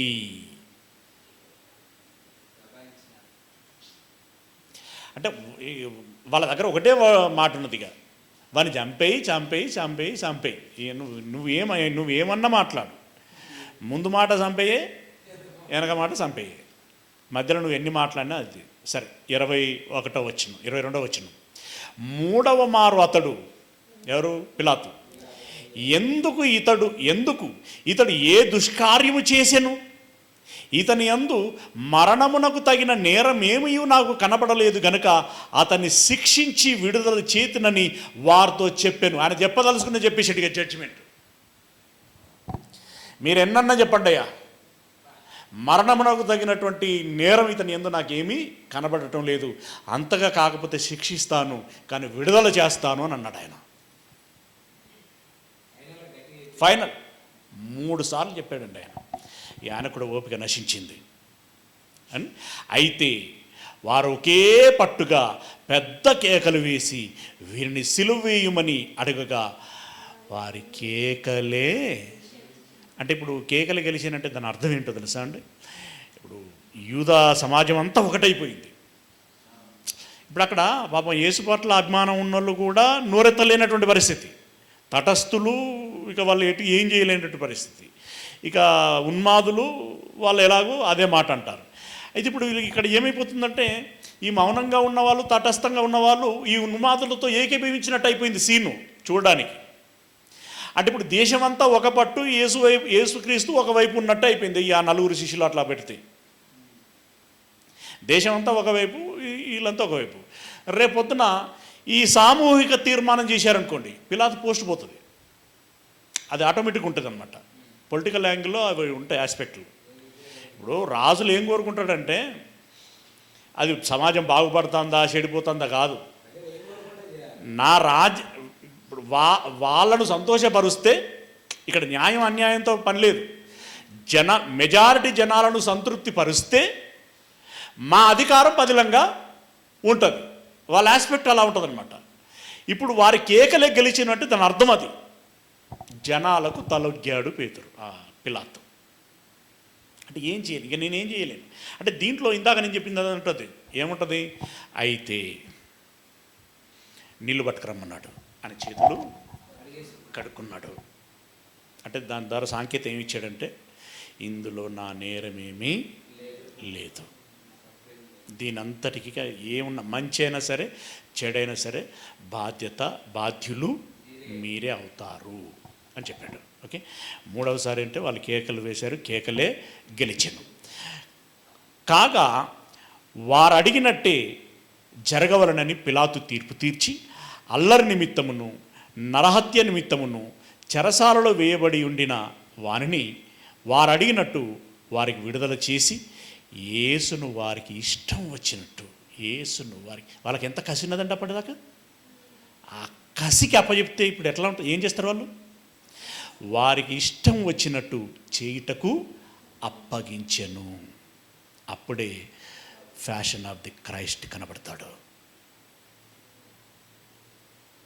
చావుకు సిద్ధపడినటువంటి యేసయ్య గాయాలు కనబడతాయి, ముళ్ళ కిరీటం కనబడుతుంది, ఉమ్మివేయటాలు కనబడతాయి ముఖం మీద, చెంప దెబ్బలు కొట్టడం, కళ్ళు మూసి చెంప మీద కొట్టి రాజా నిన్ను కొట్టినవాడెవడో, దేవుని కుమారుడా నిన్ను కొట్టినవాడెవడో. అవి ఎట్లా ఉంటాయండి? చాలా పెయిన్ఫుల్గా ఉంటాయి. మొత్తానికి వారికి ఇష్టం వచ్చినట్టుగా చేయటానికి అప్పగించేశారు. 26వ వచనం, వారు ఆయనను తీసుకొని పోచుండగా పల్లెటూరు నుండి వచ్చుచున్న ఒక కురేనీయుడైనటువంటి సీమోను అని ఒకరిని పట్టుకొని యేసు వెంట సిలువ మోయుటకు అతని మీద దానిని పెట్టిరి. పాపం ఇతన్ని కొట్టారు, తిట్టారు. ఆ రాత్రి అంతా జాగారమే కదా, అలసిపోయాడు బాగా. పాపం పాపం ఆ దారం పడిపోతుంటే వాడిని పట్టుకొని ఈ సిలువ మోయిరా అని చెప్పేసి వాడిని ఏదో పెట్టేసి వాడేం మాట్లాడితే పాపం ఏమో ఈయననే ఇంత పట్టుకొని కొడుతున్నారు, ఇక నేను కాదంటే నడుముకుంటారా అని చెప్పి పైశాచికం, అది పైశాచికం. ఏమండి, మొత్తానికి అది పెట్టేశారు. 27వ వచనం, గొప్ప జనసమూహమును ఆయన గూర్చి రొమ్ము కొట్టుకొనొచ్చు. పాపం వీళ్ళంతా అల్పసంఖ్యాకులు, చిన్నోళ్ళు, కానీ యేసు ప్రభు పట్ల ప్రేమాభిమానం కలిగినటువంటి వాళ్ళు అనమాట. దుఃఖించుచు చాలామంది స్త్రీలను ఆయనను వెంబడించిరి. యేసు వారి వైపు తిరిగి, యెరూషలేము కుమార్తెలారా, నా నిమిత్తము ఎడవకుడి, మీ నిమిత్తమును మీ పిల్లల నిమిత్తమును ఏడువుడి. ఈ ఓపిక ఎక్కడి నుండి వచ్చి ఉంటుందండి ప్రభువుకి? నిజంగా ఏడ్చే పరిస్థితుల్లో ఆయన ఉన్నాడు. పంటి బిగున దాని అంతటిని అనుభవిస్తున్నాడు ఆయన. ఎవరికి ఇష్టం వచ్చినట్టు వాడు చేస్తున్నాడు. ఆయన దృశ్యాన్ని చూసి వీళ్ళు భావోద్వేగం చెంది వీళ్ళు ఏడుస్తున్నారు. వాళ్ళ దగ్గరికి వచ్చి స్త్రీలు ఎంత మంచిగా పిలుస్తాడు ఆయన, అమ్మా నా నిమిత్తం ఏడవకండి, విత్ మై లవ్. ఆ ప్రేమలోనే ఆయన హెచ్చరిక ఎలా ఉన్నదంటే, ప్రేమతోటి మీ నిమిత్తము, మీ పిల్లల నిమిత్తము ఏడవండి అంటే దాని అర్థం ఏంటో తెలుసా? మీరు అలాంటి వారుగా కాకండి. ఎలాంటి వారు? కేకలు గెలిచే చూడండి, ఆ సమూహం వల్ల మీరు కాకండి. మీ పిల్లలు భవిష్యత్తులో అలాంటి వారయ్యే అవకాశం ఉంటుంది. అలాంటి వారినిగా తయారు కానివ్వకండి. ఆ విషయంలో మీరు రిస్క్ తీసుకోలేదనుకో, ప్రయత్నం చేయలేదనుకో, వాళ్ళకు పట్టిన గతే మీకు పడుతుంది. పరోక్షంగా ఏం చెప్పాడంటే, మీరు పాపము జోలికి వెళ్ళకండి. కష్టమైనా సరే మీరు పరిశుద్ధతను కాపాడుకోండి, ప్రభువులో ఉండండి, దేవునిలో ఉండండి, సత్యములో ఉండండి, నిత్య మార్గములో నడవండి. నా నిమిత్తం ఏడవకండి, మీ నిమిత్తము, మీ పిల్లల నిమిత్తము ఏడవండి. వచనం 29వ వచనం. Hmm? 29వ వచనం. ఇదిగో గొడ్రాండ్రును కనని గర్భములను పాలియని స్తనములను ధన్యములైనవని చెప్పు దినములు వచ్చుచున్నవి. యేసయ్యను ఉద్దేశించి ఒకానొక దినమున ఒక తల్లి అన్నది, నిన్ను మోసిన గర్భం, నీవు కుడిచిన స్తనములు ధన్యములైనవి అని. అఫ్కోర్స్ అది రైట్. కానీ అప్పుడు ఏమంటాడంటే, కానీ అని అంటాడు ఆయన. అంటే నన్ను మోసిన తల్లి కంటే దేవుని చిత్తము చొప్పిన బ్రతికినటువంటి వారు మరీ ధన్యులు అని అంటాడు. దేవుని చిత్తము చొప్పున బ్రతికిన వారు మరీ ధన్యులు అని అంటారు. ఇప్పుడు ఇక్కడి వర్షన్ ఎలా ఉంది? ఇక్కడ ఏమంటుండంటే, మామూలుగా లోక కోణములు ఎలా ఉంటుందంటే, పిల్లలు పుట్టిన వాళ్ళు ఆశీర్వదింపబడిన వారు అనేటువంటి భావన ఉంటుంది. వాళ్ళు ధన్యులు. ఇక మామూలు ఇంకా ఇప్పుడు కొంచెం తగ్గిందనుకోండి, కొంచెం పూర్వ రోజుల్లో బాగుండేది ఇది. ఈ గొడ్రాండ్రు అంటే వాళ్ళు ఒక వివక్ష మీన్స్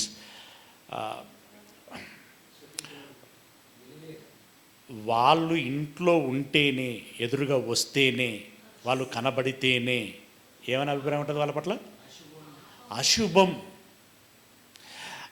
వాళ్ళు ఉండటం అది మంచిది కాదు అనేటువంటి భావన ఉండేది. గొడ్రాండ్రు, విధవరాండ్లు దాదాపుగా ఇలాంటి భావనే ఉంటుంది. అదే పిల్లలను కన్నారనుకోండి, ఆ స్త్రీకట సంపూర్ణత్వం వస్తుందట. ఇక నిత్య ముత్తైదువు అని అంటే ఇక ఆమెను కూర్చుండబెట్టి పాలాభిషేకం చేస్తే ఇస్తారు, కాలుగడి మీద పోసుకుంటారు. అలాంటి దృక్పథం కలిగినటువంటి జనాంగం ఇది. అయితే ఇప్పుడు పిల్లలను కన్నులు ధన్యులు అంటలేడు అక్కడ, కనని గొడ్రాండ్లే ధన్యులు.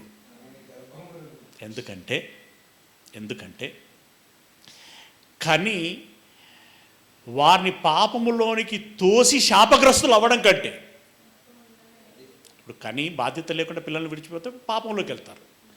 అలా పాపంలోనికి వదిలిపెట్టిన తల్లిగా నువ్వు శాపగ్రస్తురాలు అవుతావు.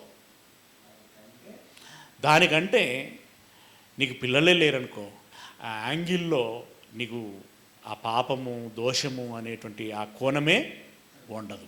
కనుక వారు ధన్యులు అని అన్నాడు పరిస్థితి. ఎస్, దీన్ని దృష్టిలో పెట్టుకుని పౌలు గారు కూడా ఇంకా చాలా సంగతులు చెప్పారు.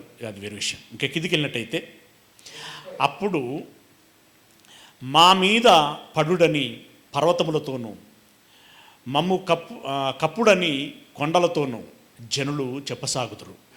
వారు వచ్చి రానుకే ఈలాగు చేసిన ఎడల ఎండిన దానికి ఏమి చేదురో అని చెప్పాను. ఏంటి ఇక్కడ జాగ్రత్తగా గమనించండి. అప్పుడు అనంటే భవిష్యత్తు దినములలో అని దాని అర్థం. మా మీద పడుడని పర్వతములతోనూ మమ్ము కప్పుడని కొండలతోనూ జనులు చెప్పసాగుదురు. అంటే శ్రమలు ఉన్నాయి కదండి, యేసయ్య రెండవ రాకడ ముందు శ్రమలు అని అంటారు కదా. అలాంటి శ్రమలు కానీ, లేకుంటే ఇప్పుడు వీళ్ళు శాపగ్రస్తులై అనుభవించబోయే నరకం ఏదైతే ఉందో ఆ నరకం అనుభవించేటప్పుడట, ఈ బ్రతుకుతూ నరకం రోజు అనుభవించడం కంటే ఒకసారి ఆ పెద్ద కొండ వచ్చి మా మీద పడిపోయి ఇక మమ్మల్ని లేకుండా చేస్తే బాగుండు అని అనుకుంటారు. కానీ కొండ ఎక్కడొస్తుంది? కొండ నీ దగ్గరికి రాదు, నువ్వు కొండ దగ్గరికి పోలేవు. అంత భయంకరంగా ఉంటుంది అని చెప్తున్నాడు. చెప్పి తర్వాత ఏమన్నాడంటే, అందులోని లాస్ట్ మాట వారు అనుకుంటారట, పశ్చిమ రానుకే ఇలాగు చేసిరి. అయితే ముద్దులమైనటువంటి మాకేం చేస్తారు అంటే, యేసయ్యనే ఇంత గొప్పవాడినే జనాలు ఇలా చేశారు అనంటే ఇక మమ్మల్ని ఎలా చేస్తారు? ఈరోజు మనం అనుకునేటువంటి పరిస్థితి అదే కదా. యేసయ్య అంతటి వాడిని ఈ సమాజం వదిలిపెట్టలేదు, ఇక మనం ఎంత అదనమాట. అలా అనుకుంటారు, ఆ రోజు వస్తుంది అని చెప్పాడు.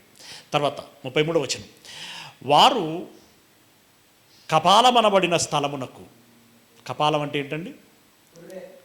కల్వరి. కపాలం అంటే పుర్రె, అలాగే కల్వరి. కల్వరి టెంపుల్ అంటే ఏం టెంపుల్? పుర్రె టెంపుల్. అసలు పుర్రె ఎందుకండి ఇక్కడ?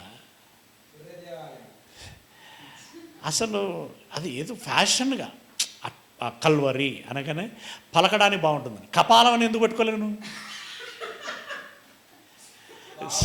కల్వరి టెంపుల్ అని పెట్టుకోవడం కంటే కపాల టెంపుల్ అంటే కపాల దేవాలయం అని పెట్టుకోపోయాను.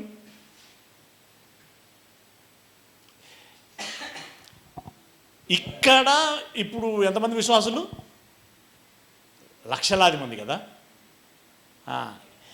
ఇంత యూనిటీ ఏంటో. ఎటువైపు వెళుతున్నది సమాజం అంటే, వీళ్ళు ప్రార్థన చేసుకోవటానికి కదా అని మీరు అంటారేమో. మరి అక్కడ యేసు పట్ల కేకలు వేసిన వాళ్ళు అందరూ ఎవరు? దేవాలయాన్ని వేటోళ్ళు కదా వాళ్ళు. దేవాలయాన్ని నడిపించే పెద్దలు వాళ్ళు. అందులో శాస్త్రులు ఉన్నారు, యాజకులు ఉన్నారు, మత పెద్దలు ఉన్నారు, వాళ్ళే.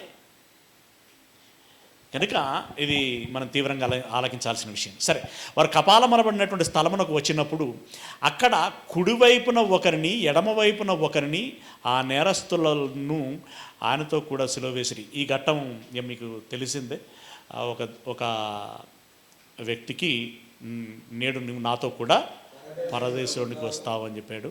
ఆ చివరి క్షణంలో వాడు గొప్ప భాగ్యాన్ని దక్కించుకున్నాడని చెప్పుకోవచ్చు. మనకు కూడా కొన్ని క్షణాలు మంచి అద్భుతమైన అవకాశాలు మనకు వస్తాయి. వాటిని సద్వినియోగం చేసుకునే ప్రయత్నం చేద్దాం. ఆ పేర దాటేద్దామండి. 44వ వచనానికి వద్దాం. సిల్వ మొత్తానికి ఎడమవైపున ఒకరిని కుడివైపున ఒకరిని వేసి మధ్యలో ఈయనను సిలువ వేశారు. అప్పుడు టైం చెప్తున్నట్టు 44వ వచనం, అప్పుడు రమారమి మధ్యాహ్నం ఆయన్, అది మొదలుకొని 3 గంటల వరకు ఆ దేశమంతటి మీద చీకటి కమ్మెను. ఇక్కడ రమారమి మధ్యాహ్నము అని చెప్పేసి అని అన్నాడు. అంతేనా? రమారమి మధ్యాహ్నం ఆయను. మార్క్స్ వార్తలు ఏమంటాడంటే 9 గంటల ఆయను అని అంటాడు. ఓకే, అంటే కాలమానము అనేటువంటిది యూనివర్సల్ కాలమానములో మనకు ఇక్కడ మనకు సూర్యుడు ఉదయించేటువంటి సమయం వేరుగా ఉంటుంది కాలం, ఇటు పశ్చిమంకు వెళ్ళిపోతున్న కొలది అవర్స్లలో తేడా వచ్చేస్తుంది. అనక వాళ్ళకి అది 9 గంటలైందన్నమాట. 9 గంటల వేళ సిలువ వేయబడ్డాడు. రమారమి మధ్యాహ్నమాయను, అది మొదలుకొని 3 గంటల వరకు, అంటే 9 గంటలకు సిలువ వేస్తే 3 గంటల వరకు దానికి వేలాడుతూ ఉన్నాడు. ఎలా? మేకుల మీద, అంటే మేకులు కొట్టబడగా శరీరంతో వేలాడుతూ ఉన్నాడు.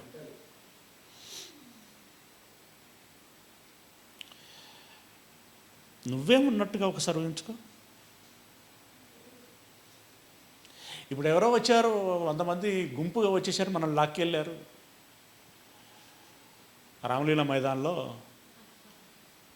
ముద్దులు నాటారు, మేకులు కొట్టి అలాడదీశారు. నువ్వు ఉన్నట్టుగా ఫీల్ అవ్వకు సార్, ఎలా ఉంటుంది? 6 గంటలు రక్తం గారుతూ ఉంటుంది, దాహం వేస్తూ ఉంటుంది.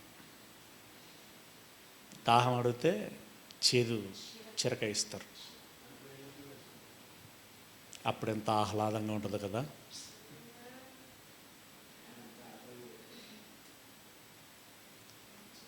కోర్స్ శిక్షించే వాళ్ళకి అది ఆహ్లాదం, భరించే వాళ్ళకి వేదన. కానీ ఆ ఘట్టం ముగిసిన తర్వాత బాధపడినటువంటి వారికి బంగారు భవిష్యత్తు, ఆ శిక్ష విధించినటువంటి వారికి భయంకరమైనటువంటి శిక్ష. విని విశ్వసించిన వారు ధన్యులవుదురుగాక. యేసయ్య చేసిన కార్యములు వ్రాయటానికి లోకం సరిపోదు అని అన్నాడు. కానీ యేసయ్య చేసిన త్యాగాన్ని వివరించటానికి కూడా సరిపోదు. Are you ready? 4 సువార్తలు ఇలాగే వర్ణించుకుంటూ వెళ్దామా? ఏమండి, నాకు నిన్నటి నుండి పేషెన్సీ లేదు, రాత్రి నిద్ర కూడా అంతంత మాత్రమే. రమణారెడ్డి గారు ఫోన్ చేశారు గనుక ఈరోజు ప్రోగ్రాం ఏర్పాటైంది. వితౌట్ ఓన్ ప్రిపరేషన్ నేను వచ్చి ఇప్పుడు సామాన్ అక్కడ దించి వచ్చాను అంతే. దాని సాక్షులు వీళ్ళే. ఇక్కడికి వచ్చిన తర్వాత ఏం మాట్లాడదాము అని అంటే లూకా సువార్తతో మాట్లాడుకుందామని డిసైడ్ అయ్యాను. మేబీ బోరు కొట్టిందేమో కదా మీకు.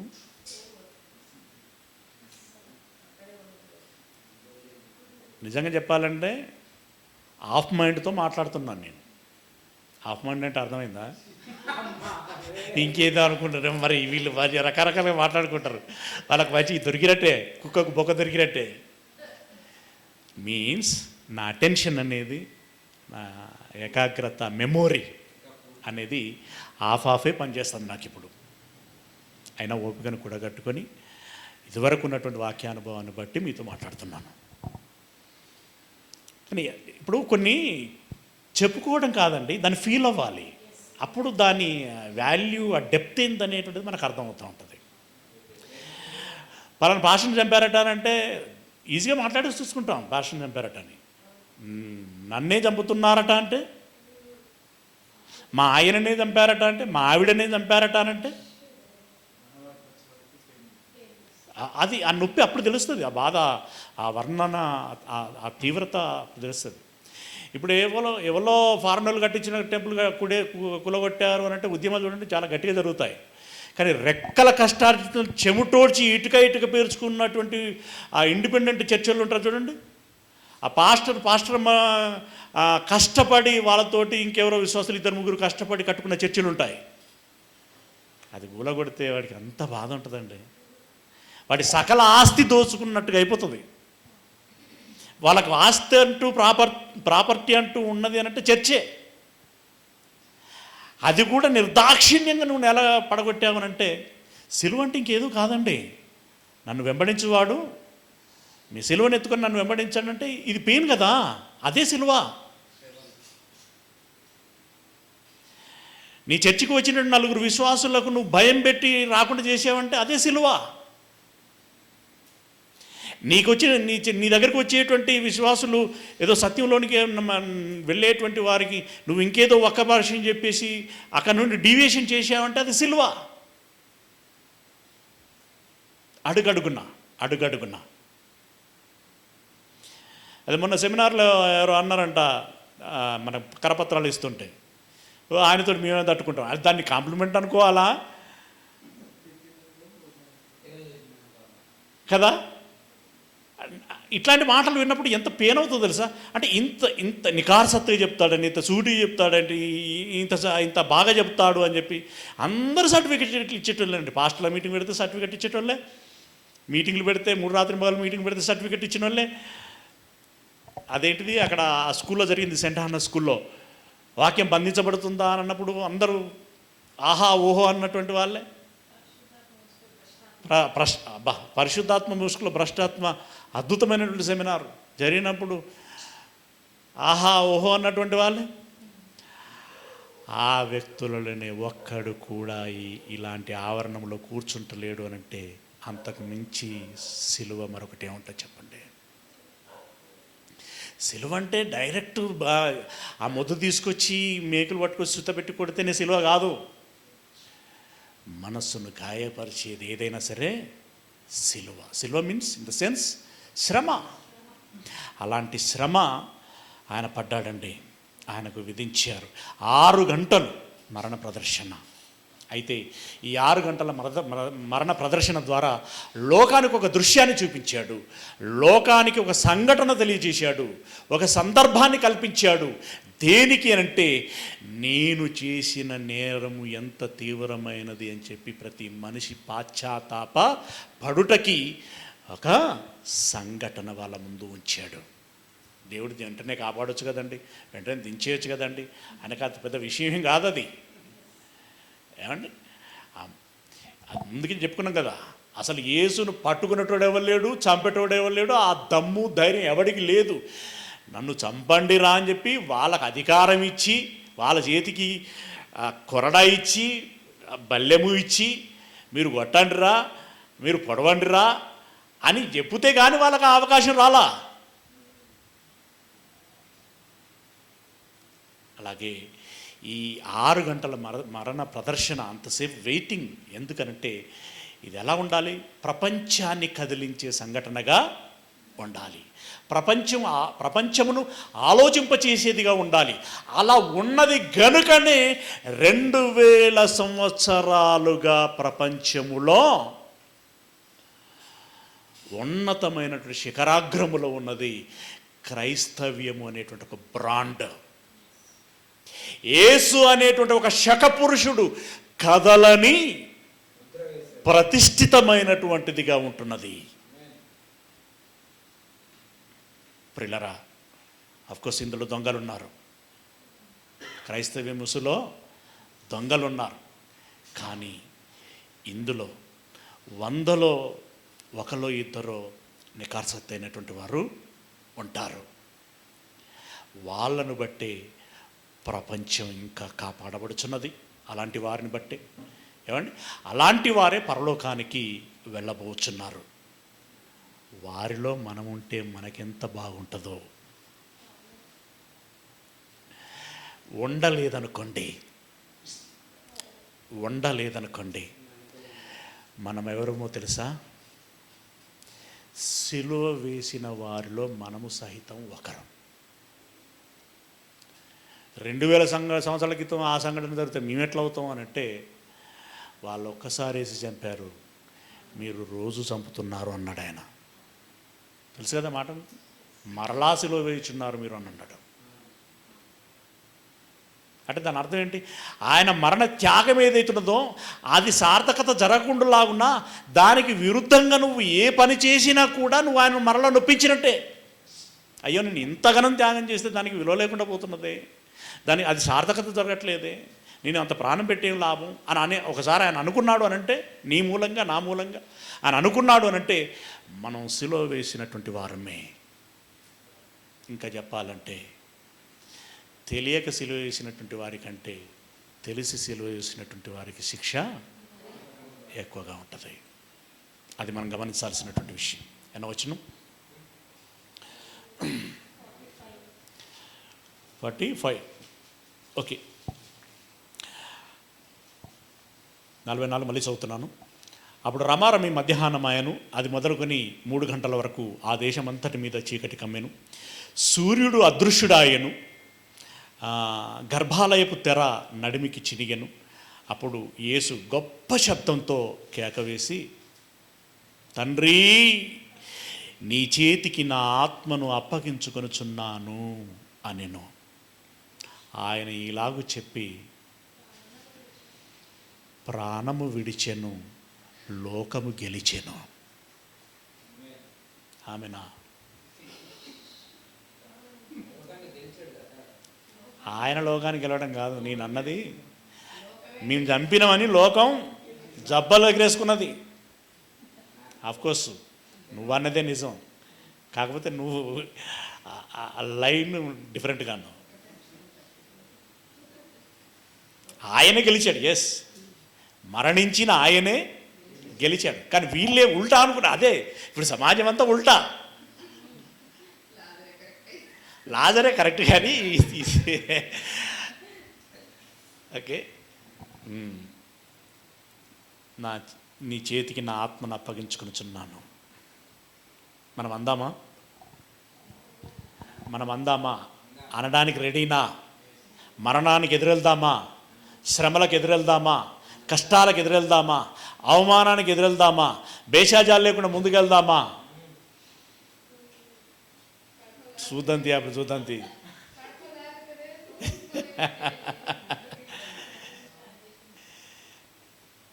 అదే ఇందాక లక్షణం అంటే మన దగ్గర దాకా వస్తే కానీ ఇక ఉంటామా ఉరుకుతామా అనేది ఉంటుంది. బట్ అలా నిలబడినటువంటి వాడే, అలా ఎదురెళ్ళినటువంటి వాడే నిజమైన క్రైస్తవుడు, క్రైస్తవురాలు. ఇప్పుడు ఆ ఒడిషాలో ఆస్ట్రేలియన్ చంపబడ్డారు కదా, ఆయన పేరు గ్రాహం స్టెయిన్. పిల్లలు కూడా చనిపోయారు కదండి. చనిపోయిన వాడు ధన్యుడండి. నాకు తెలిసి 99% ఆయన వరదీసుకెళ్ళి ఉంటాడు కదా. కానీ భార్యకి ఎంత సిలువ అది కదా. ఆమెకు సిలువేసినట్టే కదా ఆ రోజు. ఆమె సిద్ధపడ్డది కదా, క్షమించింది అని అంటే కదా. మీరు రెడీనా స్త్రీలు? మా ఆయన నల్లబడతాడు, మా ఆయన బక్కగైతాడు, మా ఆయన ఏమండి వీడు రాత్రి మాలాటైపోతాడు అని వీళ్ళని అనుకుంటా ఉంటాడు. ఇక వీడికి సోయే ఉండదు, ఇంటి మీద సోయే ఉండదు, పోతూనే ఉంటాడు అని వీళ్ళు అనుకుంటా ఉంటారు. ఈ చిరంజీవి అని చెప్పి సీన్ అనుకుంటూ ఉంటాడు.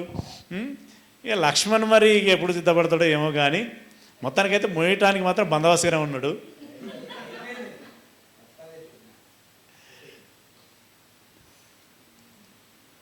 ఇబ్రాహీంపట్నం నుండి మేబీ అంతేనా? ఇబ్రాహీంపట్నం అది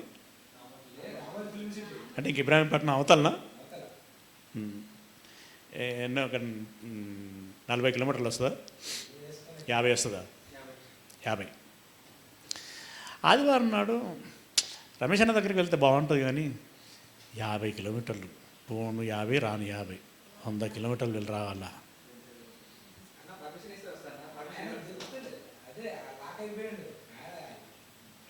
ఎట్లయినా పోనిచ్చేది లేదు. 100 కిలోమీటర్లు అయినా పోతా, సిలువ ఎంతైనా పోతా. వాళ్ళు ఇత్తలేరు అంటే ఇంకొంచెం ఏదో బెటర్మెంట్ కావాలని నేను కోరుకుంటున్నా.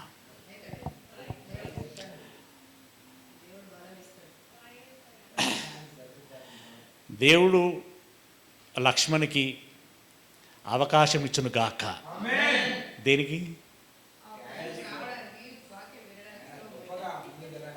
నేనేమంటానంటే ఫైనల్ గోల్ ఏమంటానంటే ఆయన దేవుని పక్షంగా నిలబడి యేసయ్య మార్గంలో నడిచి యేసయ్య శ్రమపడి పరలోకమునకు ఎలాగనైతే చేరెనో లక్ష్మణు వారి కుటుంబము కూడా శ్రమపడైనా సరే పరలోకమునకు చేరును గాక. హార్ట్ఫుల్గా అంటున్నాం. ఇట్లా చెప్తే మనకు నచ్చట్లేదండి. నాకు మళ్ళీ అది నాకు అదో పేను మాదిరినది. ఈమె నాకు కోరస్ ఇస్తూ ఉంటుంది, అది నాకు ఇంకా పేను. ఇప్పుడు ఎవడైనా దేవాలయానికి ఎందుకు వస్తాడో, చర్చికి ఎందుకు వస్తాడో, ఏదో 4 మాటలు విని కొంచెం ఆహ్లాదం పొందుకొని వెళ్ళడానికి వస్తాడు. నువ్వు ఇట్లుంటేనే పరలోకం పోతావు, లేకుంటే నరకం పోతావు, ఇట్లుండాలి, అట్లుండాలి, అట్లుండొద్దు అంటే ఆ మాటలు వాళ్ళు ఎవరు ఇష్టపడతారయ్యా? నువ్వు మార్చుకో అని అంటుంది ఆమె. అఫ్కోర్స్ సందర్భాన్ని బట్టి విషయము అనేటువంటిది ఉండాలి. కానీ అంటే నేను నా మొదటి నుండి కూడా ఎప్పుడైనా కూడా ఆత్మ వర్ధిల్లుచున్న కొలది శరీరం సంతోషించును గాక అనే వర్షన్లోనే ఉంటుంది నా బోధ. ముందు స్పిరిచువల్గా నువ్వు అర్హత కలిగినటువంటి వాడుగా ఫీల్డ్లో ఉండాలి. Remaining times okay. ఇప్పుడు నాతో ఇలా ఆధార్ తిరుగుతారు కదా, ఆయనకి చాలా ఎక్స్పీరియన్స్. ఏదైనా మీటింగ్ ఉన్నాయి కూడా 2 days 3 days సెమినార్లో అట్లా ఉన్నాయనుకోండి, ఆ ముందు వరకు నేను సీరియస్గా ఉంటా, అంటే ప్రొఫెషనల్గా ఉంటాను అనమాట. ఆ ప్రోగ్రాం అయిపోయింది అనుకోండి, చిన్న పిల్లోడిని అయిపోతాను నేను. అంటే బాగా రిలీఫ్ ఫ్రీ అయిపోతా. ఇప్పుడు కబడ్డీ ఆడదామా అంట, లేకుంటే ఇంకేదైనా చేద్దామా, స్విమ్మింగ్కి వెళ్తామా, అట్లా పోయిన రోజులు ఎన్ని ఉన్నాయో. అంటే ఫీల్డ్లో దిగామంటే దాని తగ్గట్టే ఉండాలి అనేది నా వర్షన్లో ఉంటుంది. సరే, ఇది ఎక్కువైపోతుంది సోది. ఎన్నో వచ్చినాం?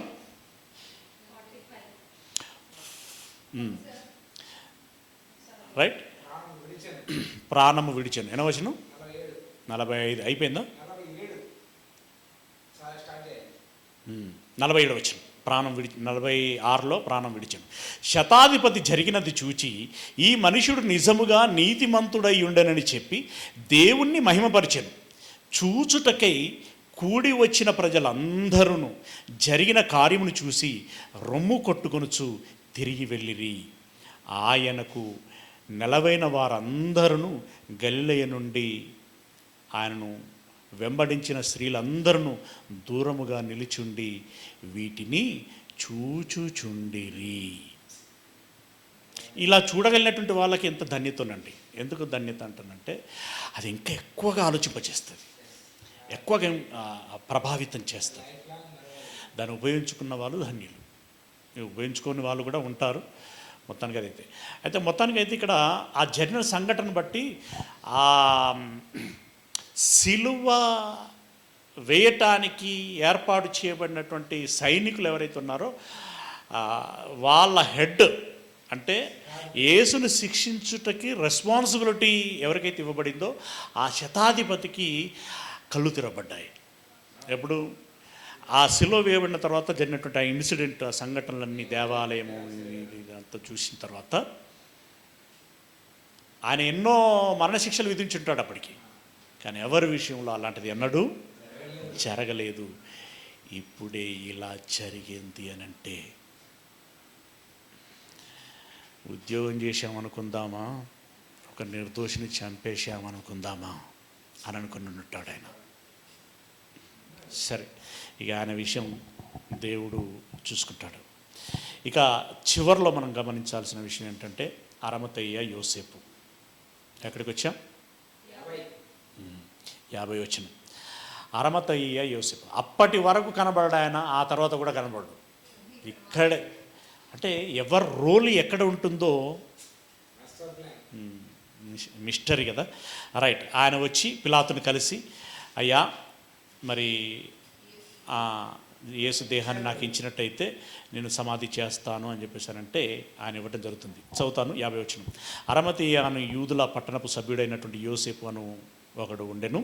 అతడు సజ్జనుడును నీతిమంతుడునై ఉండి వారి ఆలోచనకును వారు చేసిన పనికిని సమ్మతించక దేవుని రాజ్యం కొరకు కనిపెట్టుచుండినటువంటి వాడు. సజ్జనుడు, నీతిమంతుడు. ఇంకొక సువార్తలో ఉంటుంది, ఆయన ఘనత వహించినటువంటి వాడు. అంటే సొసైటీలో ఒక నేమ్ ఉంది, పరపతి ఉంది. అయినా ఎవరిలో చేరలేదట? యేసుకు వ్యతిరేకంగా ఉన్నటువంటి మూకలో చేరలేదు. దేవుని రాజ్యం కోసం కనిపెట్టుచున్నటువంటి వాడు. అతడు పిలాతు వద్దకు వెళ్ళి యేసు దేహము తనకిమ్మని అడుగుకొని దానిని క్రిందికి దించి సన్నపు నారబట్టతో చుట్టి తొలిచిన రాతి సమాధిలో ఉంచెను. అందులో ఎవడును అంతకు మునుపు ఎన్నడూను ఉంచబడలేదు. ఆ దినము సిద్ధపరచు దినము, విశ్రాంతి దినారంభము కావచ్చెను. అప్పుడు గలిలయ నుండి ఆయనతో కూడా వచ్చిన స్త్రీలు వెంట వెళ్ళి ఆ సమాధిని, ఆయన దేహము ఎలాగున ఉండెనో చూచి తిరిగి వెళ్ళి సుగంధ ద్రవ్యములను, పరిమళ ద్రవ్యములను సిద్ధపరిచి ఆజ్ఞ చొప్పున విశ్రాంతి దినమున తీరికగా ఉండెను. అంటే మొత్తానికి అరమతయ్య యోసేపు సమాధి కార్యక్రమాన్ని చేశాడు. ఆయనతో పాటు మరొక పరిసయ్యులలోని ఒక వ్యక్తి నీకోదేము అనేటువంటి వ్యక్తి కలవటం జరిగింది. ఇకపోతే స్త్రీలు కూడా సుగంధ ద్రవ్యాలు వాళ్ళు తీసుకురావటము జరిగింది. విశ్రాంతి దినమున వాళ్ళు ఎటు వెళ్ళకుండా అక్కడ ఉన్నారు. అంటే ఇప్పుడు యేసు శరీరం యొక్క లేదా శవం యొక్క సమాధి కార్యక్రమం పూర్తయింది. ఇప్పుడు ఈ మొత్తం వృత్తాంతములో మనం గమనించాల్సినటువంటి విషయం ప్రారంభ పలుకుల్లోనే కొంత మాట్లాడుకున్నాం. యేసు దేవుని యొక్క సంకల్పము ఏదైతే ఉన్నదో ఆ మేరకే సకల కార్యములు జరుగుతూ వచ్చాయి. దానికి ఎడమ కానీ కొడకు కానీ ఏది జరగడానికి వీల్లేదు, జరగదు కూడా. కానీ మనము ఏ పాత్రను పోషిస్తున్నాము అనేటువంటిదే పరిగణలోనికి వస్తుంది. పేతురు పోషించాడు, యోహాను పాత్ర యోహాను పోషించాడు, ఇస్కరియోతు యూదా పాత్ర ఇస్కరియోతు యూదా పోషించాడు, స్టెఫెను పాత్ర స్టెఫెను పోషించాడు, మరియ పాత్ర మరియ పోషించింది. పిల్లరా, ఇలా ఒక్కొక్కరు ఒక్కొక్క పాత్రను పోషించారు. ఇప్పుడు ఇందులో మన పాత్ర ఏమిటి అనేది మనం ప్రశ్నించుకోవాల్సినటువంటి విషయం. యేసయ్య ఎవరి కోసం మరణించాడు, అందులో నా కోసం కూడా అనేటువంటిది ఉన్నది కదా అని గమనించుకోగలిగినప్పుడు మన భవిష్యత్తు బాగు చేసుకోవటానికి మనము సిద్ధపడతాం, ఇష్టపడతాం. ఎన్నడు మరణించాడు యేసయ్య? యేసు 3 రాత్రింబగళ్ళు భూగర్భంలో ఉన్నాడా అనేటువంటి పాఠంలో చెప్పుకున్నాం. ఎన్నడు మరణించాడండి రమణారెడ్డి గారు, మీకు ఐడియా ఉందా? బుధవారం నాడు మరణించాడు. ఓకే, బుధవారము సూర్య అస్తమయం జరుగుతూ ఉంటుండగా మరణించాడు. గురువారము రాత్రి పగలు ఒకరోజు సమాధిలో ఉన్నాడు. శుక్రవారము రాత్రి పగలు 2 రోజులు సమాధిలో ఉన్నాడు. శనివారం రాత్రి పగలు 3 రోజులు సమాధిలో ఉన్నాడు. శనివారము నాడు సూర్యాస్తమయము అయిపోతూ పగలు వెళ్ళిపోయి ఆదివారపు రాత్రి ప్రవేశిస్తున్న ఈ పగలుకి ఈ రాత్రికి మధ్య ఉండేటువంటి 0 మైక్రోసెకండ్ ఏదైతే ఉంటుందో, 0 అవర్ అంటారు కదా, అవర్ కూడా వాడొద్దు ఇక్కడ. సెకండ్లో 1000 భాగాలు అని విడదీస్తే, ఫర్ ఎగ్జాంపుల్గా దేవుని కార్యం జరగటానికి ఎంతసేపు కావాలంటే, ఇక్కడ నుండి నరకానికి వెళ్ళడానికే క్షణంలో వెళ్ళాడట. అలాంటిది ఈయన లేవడానికి ఎంత టైం పడుతుంది? కాబట్టి ఆ క్షణంలో లేచాడు. వీళ్ళు వెళ్ళి చూసింది ఆదివారం, అంతేగాని ఆదివారం లేచాడు అనేది తప్పు, శుక్రవారం మరణించాడు అనేది కూడా అంతే తప్పు. Okay, right. ఇక్కడ 2 విశ్రాంతి దినాలు వస్తాయి యేసు సమాధి సమయంలో. ఒకటి పస్కా పండుగ సందర్భించినటువంటి రొట్టెల పండుగలలో మొదటి దినపు మహావిశ్రాంతి దినం. రెండవది వారాంతపు విశ్రాంతి దినం. చాలా వివరణ ఉంటుంది, ఆ పాఠంలో చక్కగా చెప్పుకున్నాం. మీరు మళ్ళొకసారి దాన్ని గమనించేటువంటి ప్రయత్నం చేయండి. ఈరోజు మనం ధ్యానించినటువంటి మాటలు మన విషయంలో మనందరికీ ఫలభరితముగా ఉండును గాక. దయచేసి పురుషుల్లో నుండి ఒకరు, స్త్రీలలో నుండి ఒకరు